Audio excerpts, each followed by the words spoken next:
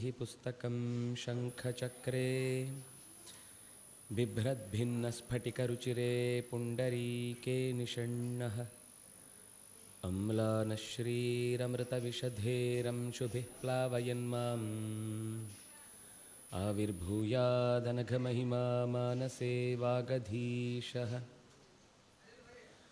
ध्यायेदिन्दीवराभं निजकरकमले दक्षिणे दण्डमग्र्यं सव्ये पाशं दधानं जघनतटगते रूप्यपीठालयस्थं काञ्चीग्रैवेयहाराङ्गदकटककिरीटाङ्गुलीयाङ्घ्रिभूषा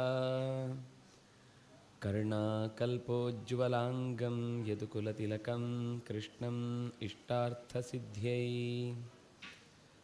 नमस्ते प्राणेश प्रणतविभवायावनिमगाः नमः स्वामिन् रामप्रियतमहनूमन् गुरुगुण नमस्तुभ्यं भीमप्रबलतमकृष्णेष्टभगवन् नमः श्रीमन्मध्वप्रदिशसुदृशन्नो जय जय आद्यशिष्यं हृषीकेशं विष्णुतीर्थं महामुनिं पद्मनाभं नरहरिं जनार्दनमहं भजे उपेन्द्रं वामनमुनिं रामतीर्थमधोक्षजं मध्वशिष्यान् यतिश्रेष्ठान् नवैतान् प्रणमाम्यहम् ऋग्वेदसंहितां सार्थां यस्त्रिवारमधीतवान् श्रीपूर्णप्रज्ञमुखतः सत्यतीर्थमहं भजे लिकुचान्वयसञ्जातः पण्डितार्यस्त्रिविक्रमः श्रीमध्वप्रेमपाकोऽयं पातु नस्तत्त्ववर्त्मनि नारायणः पण्डितार्य श्रीमध्वविजयप्रदः त्रैविक्रमार्यदासस्तु पातां श्रीमध्ववर्त्मनि तपोविद्याविरक्त्यादिसद्गुणौघाकरानहं वादिराजगुरून् वन्दे हयग्रीवदयाश्रयान् मूकोऽपि यत्प्रसादेन मुकुन्दशयनायते राजराजायते रिक्तो राघवेन्द्रं तमाश्रये रमापतिं पूर्णगुणं मुकुन्दं व्यासञ्च विज्ञानसहस्रभानुं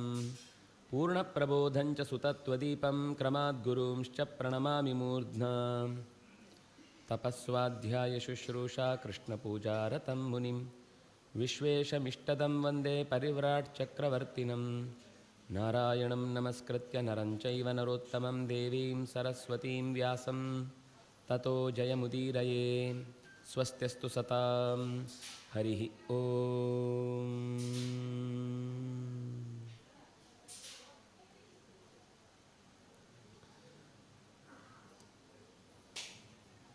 ದೇವದ್ಯುತಿಯ ಮಗ ತನ್ನ ತಂದೆ ಹಾಕಿಕೊಟ್ಟ ಪರಂಪರೆಯನ್ನು ಚೆನ್ನಾಗಿ ಬೆಳೆಸಿ ಸುಮಿತ್ರ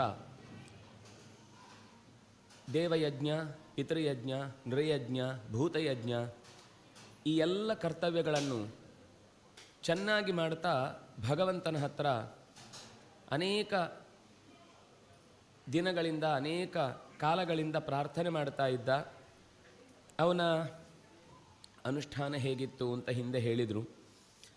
ಮರವನ್ನು ಕೂಡ ಹೊಡೆದು ಹಣ್ಣನ್ನು ಕೀಳ್ತಾ ಇರಲಿಲ್ಲ, ಬಿದ್ದಿದ್ರೆ ಮಾತ್ರ ಅದನ್ನು ಸ್ವೀಕರಿಸಿ ಯಾಕೆಂದರೆ ತನ್ನ ಹೊಟ್ಟೆಪಾಡಿಗೆ ಏನು ಆಹಾರ ಬೇಕು ಅಂತ ಅನ್ನೋದನ್ನು ಹುಟ್ಟಿಸಿದವನಿಗೆ ಹೊಟ್ಟೆಗೆ ಹಿಟ್ಟು ಹಾಕುವುದು ಗೊತ್ತೇ ಇದೆ ಅನ್ನುವ ವಿಶ್ವಾಸ ನಿರಂತರ ಅವನಿಗೆ ಯಾವತ್ತೂ ಬರೀ ಹೊಟ್ಟೆಯಲ್ಲಿರುವಂತೆ ಮಾಡಿರಲಿಲ್ಲ.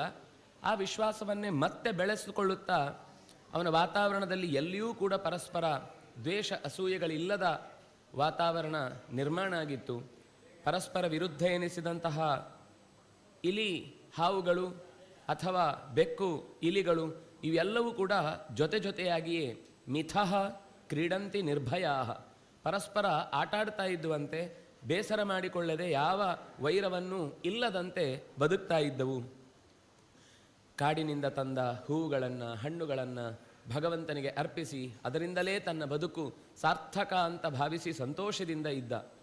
ಹೀಗಿರುವ ಭಗವಂತ ಈ ಸುಮಿತ್ರನ ಪ್ರಾರ್ಥನೆಗೆ ಮೆಚ್ಚಿ ಏಕದ ಒಂದು ಬಾರಿ ಏಕಾದಶಿಯ ದಿವಸ ಪೂಜೆಯನ್ನು ಮಾಡಿ ಪೂರ್ಣವಾಗಿ ಭಗವಂತನಿಗೆ ತನ್ನನ್ನು ಒಪ್ಪಿಸಿಕೊಂಡ ಹೊತ್ತಿಗೆ ವಿಚಿತ್ರಾಮಕರೋತ್ಸ್ತುತಿಂ ಅವನಿಗೆ ಇದ್ದಕ್ಕಿದ್ದಂತೆ ಸ್ಫೂರ್ತಿ ಬಂದು ದೇವರನ್ನು ಬಹಳ ಚೆನ್ನಾಗಿ ಪ್ರಾರ್ಥನೆ ಮಾಡಿದ.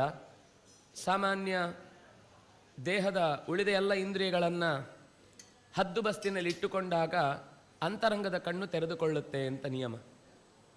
ಯಾವಾಗ ನಾವು ಹೊರಗಿನ ಇಂದ್ರಿಯದಿಂದಲೇ ಕಾಣುವುದಕ್ಕೆ ಪ್ರಯತ್ನ ಮಾಡ್ತಾ ಇರ್ತೇವೋ ಅಲ್ಲಿಯ ತನಕ ಒಳಗಣ್ಣು, ಒಳಕಿವಿ, ಒಳಮೂಗು, ಒಳಬಾಯಿ ಯಾವುದೂ ತೆರೆದುಕೊಳ್ಳುವುದಿಲ್ಲ ಅಂತ. ಅಂದರೆ ನಮ್ಮ ಹೊರಗಿನಿಂದ ಕಾಣುವ ಇಂದ್ರಿಯಗಳು ಕೇವಲ ಅದೊಂದು ಯಂತ್ರವಷ್ಟೇ. ನಿಜವಾದ ಕಣ್ಣು, ನಿಜವಾದ ಕಿವಿ, ನಿಜವಾದ ಮೂಗು ಇದೆಲ್ಲವೂ ಕೂಡ ನಮ್ಮ ಜೀವಸ್ವರೂಪದಲ್ಲಿ ಇರುವಂತಹದ್ದು. ಅದು ಹೌದು ಅಂತ ಗೊತ್ತಾಗಲಿಕ್ಕೆ ಒಂದು ಜನ್ಮದಲ್ಲಿ ಅಕಸ್ಮಾತ್ ಕಣ್ಣು ಕಳೆದುಕೊಂಡವ ಮತ್ತೆ ಮರುಜನ್ಮದಲ್ಲಿ, ಅಥವಾ ದಾನ ಕೊಟ್ಟವ ಮರುಜನ್ಮದಲ್ಲಿ ಮತ್ತೆ ಕುರುಡನಾಗಿ ಹುಟ್ಟುವುದಿಲ್ಲ, ಕಿವುಡನಾಗಿ ಹುಟ್ಟುವುದಿಲ್ಲ, ಇಂದ್ರಿಯ ರಹಿತನಾಗಿ ಹುಟ್ಟುವುದಿಲ್ಲ. ಮತ್ತು ಹುಟ್ಟುವಾಗಲೂ ಅದೇ ರೀತಿ ಇನ್ನಷ್ಟು ಚೆನ್ನಾಗಿರುವ ಇಂದ್ರಿಯಗಳನ್ನು ಪಡೆದುಕೊಂಡು ಹುಟ್ಟುತ್ತಾನೆ. ಹಾಗಾದರೆ ಹೊರಗಿನಿಂದ ಕಾಣುವ ಈ ಕಣ್ಣು, ಮೂಗು, ಬಾಯಿ ನಮ್ಮ ಒಳಗಣ್ಣಿಗೆ ಅದೊಂದು ಮಾಧ್ಯಮ. ನಾವು ಯಾವಾಗ ಅದೇ ಕಣ್ಣನ್ನು ಕಣ್ಣು ಅಂತ ಅಂದುಕೊಂಡು ತೆರೆದುಕೊಂಡು ನೋಡ್ತಾ ಇರ್ತೇವೋ ಒಳಗಿನ ಕಣ್ಣು ಅದಕ್ಕೆ ಜೊತೆಯಾಗದೆ ಸತ್ಯವನ್ನು ತೋರುವಲ್ಲಿ ಕೆಲವೊಂದು ಸರ್ತಿ ನಮಗೆ ಏನೋ ಹೊಳೆಯಿತು, ಏನೋ ನೋಡಿದೆವು, ಇದು ನಾನು ಇಲ್ಲಿ ತನಕ ಕಂಡದ್ದಾಗಿರಲಿಲ್ಲ ಅನ್ನುವ ಅನುಭವಗಳು ಅಕಸ್ಮಾತ್ತಾಗಿ ನಮಗೆ ಸರಿಯಾಗಿ ನೆನಪಲ್ಲಿದ್ದರೆ ಈ ಹೊರಗಣ್ಣು ಒಳಗಣ್ಣಿನ ವ್ಯತ್ಯಾಸ ಸ್ಪಷ್ಟವಾಗಿ ಗೊತ್ತಾಗುತ್ತೆ. ಕಣ್ಣು ಮುಚ್ಚಿ ಭಗವಂತನನ್ನು ಕಂಡ, ನಾವು ದೇವರ ಮುಂದೆ ನಿಂತಾಗಲೂ ನೋಡಿದ ಮೇಲೆ ಮತ್ತೆ ಕಣ್ಣು ಮುಚ್ಚುವುದೇ. ಯಾಕೆ ಅಂದರೆ ಅಲ್ಲಿ ಕಂಡದ್ದೇ ನನ್ನೊಳಗೆ ಕಾಣಬೇಕು ಅನ್ನುವ ಪ್ರಯತ್ನ. ಆ ಪ್ರಯತ್ನ ಆ ಸುಮಿತ್ರನಿಗೆ ಭಗವಂತನ ಅಪೂರ್ವವಾದ ಅನುಗ್ರಹ ತಂದುಕೊಟ್ಟಿತು. ತಕ್ಷಣ ಖಗಮಾರುಹ್ಯ ದೇವದೇವೋ ಹರಿಸ್ವಯಂ ಆ ಜಗಾಮ ಪುರಸ್ತಸ್ಯ ತಯಾ ಸ್ತುತ್ಯಾತಿ ಹರ್ಷಿತಃ. ಕೂಡಲೇ ಗರುಡವನ್ನೇರಿ ದೇವತೆಗಳಿಗೆ ಒಡೆಯನೆನಿಸಿದಂತಹ ಹರಿ ತಾನು ಸ್ವಯಂ ಅವನ ಮುಂದೆ ತನ್ನ ಶಂಖಚಕ್ರಗಳನ್ನು ಹೊತ್ತುಕೊಂಡು ಎದುರಿನಲ್ಲಿ ಪ್ರತ್ಯಕ್ಷನಾದ. ಹೇಗಿದ್ದ? ತಂ ದೃಷ್ಟ್ವಾ ಗರುಡಾರೂಢಂ ಪ್ರತ್ಯಕ್ಷಂ ಜಲದಚ್ಛವಿಂ ಚತುರ್ಬಾಹುಂ ವಿಶಾಲಾಕ್ಷಂ ಸರ್ವಾಲಂಕಾರ ಭೂಷಿತಂ. ಗರುಡನ ಮೇಲೆ ಕುಳಿತು ಅತ್ಯಂತ ಬಣ್ಣ ಅಂತನ್ನುವಂಥದ್ದು ಗಿಡಿದ ಮೋಡದ ಮೈ ಬಣ್ಣದಲ್ಲಿ ನಿಂತುಕೊಂಡು ಭಗವಂತ ಕಾಣಿಸಿಕೊಂಡ. ಜಲದ ಛವಿಂ, ಆ ಶಬ್ದವೇ ಚಂದ. ಆ ಕಾಂತಿ ಹೇಗಿತ್ತು ಅಂತಂದರೆ ಎಲ್ಲ ಮಳೆಗಾಲದ ಮೋಡ ಒಟ್ಟಾಗಿ ಜೋರಾಗಿ ಮಳೆ ಸುರಿಸುವ ಮುನ್ನದ ಕ್ಷಣದಲ್ಲಿ ಕಾಣುವ ಬಣ್ಣ ಅದು ಭಗವಂತನ ಮೈದಾಗಿತ್ತು. ಚತುರ್ಬಾಹುಂ, ನಾಲ್ಕು ತೋಳುಗಳಿದ್ದವು, ಅಗಲವಾದ ಕಣ್ಣು, ಆ ಕಣ್ಣಿನಲ್ಲಿ ಅಮೃತದ ರಸಧಾರೆ ಅನುಗ್ರಹೋನ್ಮುಖವಾಗಿ ಆತನ ಮೇಲೆ ಮೀಸುವಂತೆ ಹರಿತಾ ಇತ್ತು. ಎಲ್ಲ ಆಭರಣಗಳನ್ನು ತೊಟ್ಟು ಉದ್ಭೂತ ಪುಲಕೋ ವಿಪ್ರಹ ಸಾನಂದ ಜಲಲೋಚನ ಜಗಾಮ ಶಿರಸಾ ಭೂಮೌ ಕೃತಕೃತ್ಯ ಮನಾಸ್ತದಾ. ಮೈಯೆಲ್ಲ ರೋಮಾಂಚಗೊಂಡಿದ್ದಾನೆ. ಕಣ್ಣಿನಲ್ಲಿ ದಳದಳನೆ ನೀರು ಇಳೀತಾ ಇದೆ. ತಲೆ ನೆಲಕ್ಕೆ ತಗ್ಗಿದೆ. ಗೊತ್ತಿಲ್ಲದೆ ಅಕಸ್ಮಾತಾಗಿ ಅವನನ್ನು ಕಂಡಾಗ ಮೈಯೆಲ್ಲ ಮುದುಡಿಕೊಂಡು ನೆಲದಲ್ಲಿ ಬಾಗಿ ಭಗವಂತನ ಪಾದಕ್ಕೆ ತನ್ನ ತಲೆಯನ್ನು ಒಡ್ಡಿ ಮೈಯೆಲ್ಲ ಧೂಳನ್ನು, ಭಗವಂತನ ನೆಲದ ಧೂಳನ್ನು ಹಚ್ಚಿಕೊಂಡು ಕೃತಕೃತ್ಯ ಮನಃ, ಬದುಕಿನಲ್ಲಿ ಏನು ಪಡೆಯಲೇಬೇಕಿತ್ತೋ ಅದನ್ನು ಪಡೆದೇ ಬಿಟ್ಟೆ ಅನ್ನುವ ಅತ್ಯಂತ ಧನ್ಯತಮವಾದ ಭಾವವನ್ನು ಮನಸ್ಸಿನಲ್ಲಿ ಹೊತ್ತು ಏನು ಹೇಳಬೇಕು ಅಂತ ಗೊತ್ತಾಗದೆ ಬಾಯಿ ಕಟ್ಟಿ ಬರೀ ಕಣ್ಣಿನಿಂದಲೇ ಮಾತಾಡ್ತಾ ಇದ್ದ. ಸ್ವಲ್ಪ ಹೊತ್ತು ನಮಮೌ ತೇನ ಹರ್ಷೇಣ ಸಬ್ರಹ್ಮಾಂಡೋದರೇಪಿ ನ ಸಸ್ಮಾರ ನಿಜಂ ದೇಹಂ ಬ್ರಹ್ಮೀಭೂತ ಇವಾಭವತ್. ಬಾಯಿ ತೆಗೆದರೆ ಮಾತು ಹೊರಲಿಲ್ಲ. ಕಣ್ಣಿಗೆ ನೋಡಿದ್ದನ್ನು ಮತ್ತೆ ಮುಚ್ಚಲಿಕ್ಕೆ ಮನಸ್ಸು ಬರಲಿಲ್ಲ. ಮುಚ್ಚಿದ ಕ್ಷಣದಲ್ಲಿ ಮತ್ತೆ ಮರೆಯಾಗಿ ಬಿಟ್ರೆ, ಅಥವಾ ಆ ಕ್ಷಣ ಕಾಣಬೇಕಾದ ರೂಪ ನನ್ನ ಕಣ್ಣಿನಿಂದ ದೂರವಾಗಿ ಬಿಟ್ರೆ ಅಂತ ಯೋಚಿಸಿ ನಿರಂತರ ಬಿಟ್ಟ ಕಣ್ಗಳಿಂದಲೇನೆ ಇಡೀ ಜಗತ್ತನ್ನು ವ್ಯಾಪಿಸಿಕೊಂಡಂತಹ ಶಕ್ತಿ ನನ್ನ ಕಣ್ಣ ಮುಂದೆ ಇಷ್ಟು ಪುಟ್ಟದಾದ ರೂಪವನ್ನು ತೊಟ್ಟು ನನ್ನ ಕಣ್ಣಿಗೆ ಆ ಗೋಚರವಾಗುವಂತಹ ಕಾರುಣ್ಯ ತೋರಿದ್ದರ ಬಗ್ಗೆ ನಸಸ್ಮಾರ ನಿಜಂ ದೇಹಂ, ತಾನೆಲ್ಲಿದ್ದೇನೆ, ಯಾವ ದೇಹದಲ್ಲಿದ್ದೇನೆ, ಏನು ಮಾಡ್ತಾ ಇದ್ದೇನೆ ಗೊತ್ತಿಲ್ಲದೆ ಬರೇ ನೋಡುವುದರಲ್ಲಿ ತಲ್ಲೀನನಾದ. ಬ್ರಹ್ಮೀಭೂತ ಇವಾಭವತ್, ಪೂರ್ತಿ ತನ್ನೊಳಗೆ ಭಗವಂತನನ್ನು ತುಂಬಿಕೊಂಡು ಭಗವಂತನ ದರ್ಶನಕ್ಕ ಎಷ್ಟು ದಿವಸ ಕಾದದ್ದಕ್ಕೆ ಫಲ ಸಿಕ್ಕಿದೆ ಅಂತಂದಾಗ ಮತ್ತೆ ಬೇರೆದನ್ನು ಯೋಚಿಸಬಾರದು ಅಂತನ್ನುವುದು ಗೊತ್ತಿಲ್ಲದೆ ಅವನಲ್ಲಿ ಅಡರಿಕೊಂಡು ಅದು ಭಗವಂತನ ಮುಂದೆ ಶರಣಾಗಿಸಿತು. ತತಃ ಸಂಭಾಷಿತ ಪ್ರೀತ್ಯ ಹರಿಣ ವೈಷ್ಣವೋ ಮುನಿ ದೇವದ್ಯುತೆ ವಿಜಾನಾಮಿ ಮದ್ಭಕ್ತಸ್ತ್ವಂ ಮದಾಶ್ರಯ. ಬಾಯಿ ಬಿಡ್ಲಿಕ್ಕಾಗದೆ ಕಣ್ಕಂಡು ಬಿಟ್ಟು ಆನಂದದಿಂದ ಭಗವಂತನಿಗೆ ಒಪ್ಪಿಸಿಕೊಂಡವನನ್ನು ಭಗವಂತನೇ ಮಾತನಾಡಿಸಿದ. ದೇವದ್ಯುತೆ ವಿಜಾನಾಮಿ, ನಿನ್ನನ್ನು ನಾನು ಬಲ್ಲೆ, ನಿನ್ನ ಒಳಗಿನ ಮಾತುಗಳನ್ನೂ ನಾನು ಅರಿತಿದ್ದೇನೆ. ಭಗವಂತನ ಸ್ಥಿತಿ ಎದುರುಗಡೆ ನಿಂತ ಭಕ್ತನ ಹೃದಯದಲ್ಲಿ ಏನಿದೆ ಅಂತ ಹೇಳಿ ತಿಳ್ಕೊಳ್ಬೇಕಾದ ಅಗತ್ಯ ಇಲ್ಲ. ಹಾಗಾಗಿ ಭಗವಂತನಿಗೆ ಅತ್ಯಂತ ಮನಃಪೂರ್ವಕವಾಗಿ ನಿನ್ನನ್ನು ನೀನು ಒಪ್ಪಿಸಿಕೊಂಡಿದ್ದಿ ಅಂತ ಅನ್ನೋದು, ನೀನದನ್ನು ಹೇಳಿ, ದೇವಾ ನಾನು ನಿನ್ನ ಭಕ್ತನಾಗಿದ್ದೇನೆ, ನಿನಗೋಸ್ಕರ ಬಂದಿದ್ದೇನೆ, ನೀನು ನನ್ನನ್ನು ರಕ್ಷಿಸಬೇಕು ಅಂತ ಕೇಳುವ ಅಗತ್ಯ ಇಲ್ಲ. ಆದರೂ ಮನಸ್ಸಿನಲ್ಲಿದ್ದದನ್ನು ಹೇಳಿಕೊಳ್ಳುವ ತವಕ ಇದ್ದಾಗ ನಾನೇ ಕೇಳ್ತೇನೆ ಏನು ಬೇಕು ಅಂತ.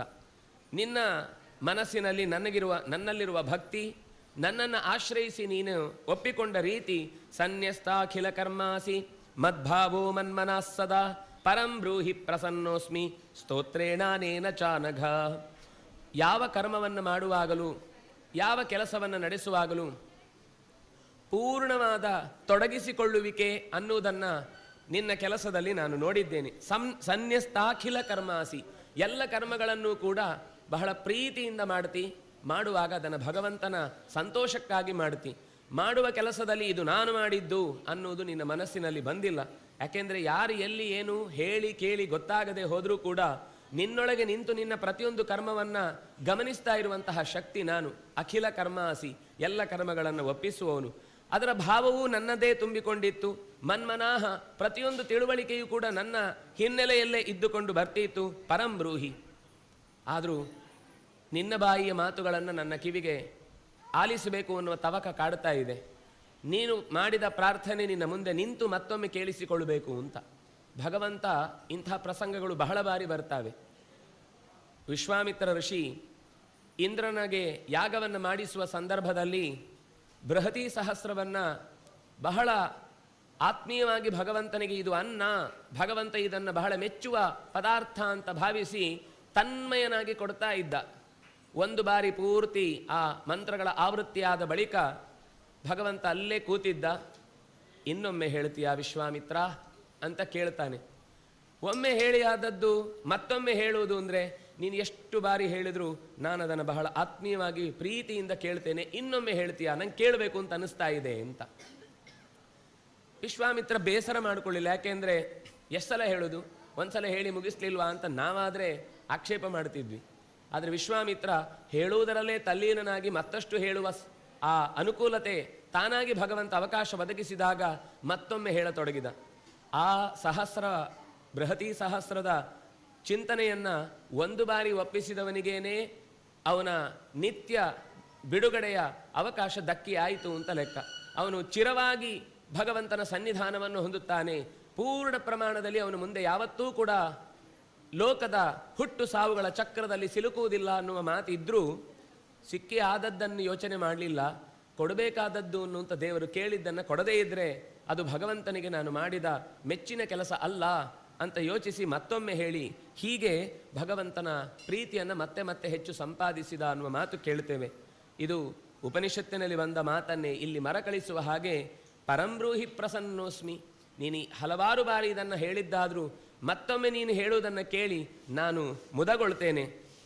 ಇತಿ ಶ್ರುತ್ವಾ ಹರೇರ್ವಾಕ್ಯಂ ಪ್ರತ್ಯುವಾಚ ಸತಾಪಸಃ ದೇವದೇವಾರವಿಂದಾಕ್ಷ ಸ್ವಮಾಯಾಧೃತ ವಿಗ್ರಹ. ಇದನ್ನು ಕೇಳಿದಾಗ ಅಲ್ಲಿ ತನಕ ಮಾತೇ ಹೊರಡದವನು ಯಾವಾಗ ದೇವರ ಮಾತಿನ ಶಬ್ದವು ಕಿವಿಗೆ ಒಳಕ್ಕೆ ನುಗ್ಗಿ ಎದೆಯನ್ನು ಎಬ್ಬಿಸಿ ಮತ್ತೆ ಮಾತಿನ ಒಳಗಿನಿಂದ ಭಗವಂತನೇ ಇಣುಕಿದಾಗ ಅವನ ಬಾಯಿಯಿಂದ ತಾನಾಗಿ ಮಾತು ಹೊರಟಿತು. ಧ್ರುವ ಇದೇ ಮಾತನ್ನು ಹೇಳ್ತಾ, ಯಾವ ನನ್ನೊಳಗೆ ನಿಂತು ನನ್ನ ಕೈ, ಮೂಗು, ಕೈ, ಬಾಯಿ, ಕೈ ಮೊದಲಾದ ಎಲ್ಲವನ್ನೂ ಪ್ರಚೋದಿಸ್ತೀಯೋ ಅಂತಹ ನಿನಗೆ ನಾನು ಏನು ಕೇಳಬೇಕು, ಏನು ಬಿಡಬೇಕು? ನಮೋ ಭಗವತೆ ಪುರುಷಾಯ ತುಭ್ಯಂ. ಅದರಿಂದ ಅದೇ ಪ್ರಾರ್ಥನೆಯನ್ನು ಮಾಡುತ್ತಾ ಅರವಿಂದಾಕ್ಷ, ಅರಳುಗಣ್ಣಿನವನೇ, ಸ್ವಮಾಯಾಧೃತ ವಿಗ್ರಹ, ನಿನ್ನ ಇಚ್ಛೆಯಂತೆ ಬೇಕಾದ ರೂಪವನ್ನು ತೊಡಬಲ್ಲವ, ನೀನು ಬಯಸಿದಂತೆ ಲೋಕದಲ್ಲಿ ಯಾರನ್ನು ಬೇಕಾದರೂ ಉದ್ಧಾರ ಮಾಡುವ ಆಸೆಯನ್ನು ವ್ಯಕ್ತಪಡಿಸವಲ್ಲವ, ಜನರಿಗಾಗಿ ಭಕ್ತರಿಗಾಗಿ ತನ್ನನ್ನೇ ಕೊಟ್ಟುಕೊಂಡು ಯಾವ ಕಾಲದಲ್ಲೂ ಯಾವ ದೇಶದಲ್ಲೂ ಯಾವ ರೀತಿಯಲ್ಲೂ ನೀನು ಅವನನ್ನು ಭಕ್ತಿಯಿಂದ ಮೆಚ್ಚಿಸುವವನಿಗೆ ಮತ್ತೆ ಮತ್ತೆ ಕಾಣಿಸಿಕೊಳ್ಳುವವ. ತ್ವದ್ದರ್ಶನಾತ್ ಸದಾ ದೇವ ದುರ್ಲಭೋ ನಾಪರೋವರಃ ಬ್ರಹ್ಮಾದಯ ಸುರಾಃ ಸರ್ವೇ ಯೋಗಿನಃ ಸನಕಾದಯ ತ್ವಾಂ ಸಾಕ್ಷಾತ್ ಕರ್ತುಮಿಚ್ಛಂತಿ ಸಿದ್ಧಾಶ್ಚ ಕಪಿಲಾದಯ ಅಹಂ ಮಮೇತಿ ಪಾಶಾಯೇ ಮೋಹಲಾಭಾಶುಭಾಶುಭಾಃ. ನಿನ್ನ ದರ್ಶನಕ್ಕಾಗಿ ದೇವತೆಗಳು ನಿರಂತರವಾಗಿ ಮತ್ತೆ ಮತ್ತೆ ಪ್ರಾರ್ಥನೆ ಮಾಡ್ತಾ ಇರ್ತಾರೆ. ವಸ್ತುತಃ ಅವರು ದೇವರನ್ನ ಕಾಣ್ತಾನೇ ಇರ್ತಾರೆ. ಹಾಗಿದ್ರೂ ಮತ್ತೆ ಕಾಣಬೇಕು ಅನ್ನೋ ಪ್ರಯತ್ನ ಮಾಡ್ತಿರ್ತಾರೆ. ಇದೇನು ಅಂದರೆ ನಮ್ಮ ಒಳಗೆ ಭಗವಂತನ ಬಗ್ಗೆ ಅರಿವು ಎಷ್ಟು ಇದೆ ಅನ್ನೋದನ್ನು ತೋರಿಸಿಕೊಡುವ ರೀತಿ. ನಿತ್ಯವೂ ಇಲ್ಲೇ ಓಡಾಡಿಕೊಂಡಿರುವ ಪರಿಸರದಲ್ಲಿ ಇರುವವನಿಗಾದರೆ ನಿಧಾನಕ್ಕೆ ಒಂದು 10 ದಿನ 15 ದಿವಸ ಕಳೆದ ಮೇಲೆ ಇಲ್ಲೇ ಇರ್ತಾನಲ್ವ ಕೃಷ್ಣ, ಎಷ್ಟು ಸಲ ಅಂತ ನೋಡೋದು, ಏನು ಅಂತ ನೋಡೋದು ಅಂತ ಅನ್ನಿಸ್ತಾ ಇರುತ್ತೆ. ಆದರೆ ದೇವತೆಗಳಿಗೆ ಹಾಗಲ್ಲ. ಎಷ್ಟು ಬಾರಿ ನೋಡಿದಾಗಲೂ ಹೊಸತು, ಎಷ್ಟು ಬಾರಿ ನೋಡಿದಾಗಲೂ ಹೊಸ ಗುಣ, ಹೊಸ ರೀತಿಯ ಅವನ ವಿನ್ಯಾಸ, ಅವನಲ್ಲಿರುವ ಲೀಲೆ, ಇದನ್ನು ಮತ್ತೆ ಮತ್ತೆ ಮರುಕಳಿಸಿ ಮೆಲುಕು ಹಾಕುವಂತಹ ಸ್ವಭಾವದವರಾಗಿ ದೇವತೆಗಳಿಗೂ ದೇವನಾಗಿ ನಿರಂತರ ಕಣ್ಣ ಮುಂದೆ ಕಾಣಿಸ್ತಾ ಇದ್ರು. ಮತ್ತೆ ಮತ್ತೆ ಕಾಣುವ ಪ್ರಯತ್ನದಲ್ಲಿ ತಮ್ಮ ಲೋಕದ ವ್ಯವಹಾರದ ಕೆಲಸಗಳನ್ನು ನಡೆಸ್ತಾ ಇದ್ರು. ಬ್ರಹ್ಮನೇ ಮೊದಲಾದ ಎಲ್ಲ ದೇವತೆಗಳು, ಯೋಗಿಗಳು, ಸನಕಾದಿ ಋಷಿಗಳು ಸೇರಿಕೊಂಡು ಭಗವಂತನನ್ನು ಪ್ರಾರ್ಥನೆ ಮಾಡುವ ರೀತಿಗೆ ನಾನು ಎಷ್ಟು ಮಾರಿ ಒಲಿದ್ರೂ ಅವರು ತಮ್ಮ ಪ್ರಯತ್ನವನ್ನು ಕಮ್ಮಿ ಮಾಡುವುದಿಲ್ಲ. ಸಹೇತುಕಾಶ್ಚ ದಹ್ಯಂತೆ ದೃಷ್ಟೇ ತ್ವಯಿ ಪರಾವರೇ.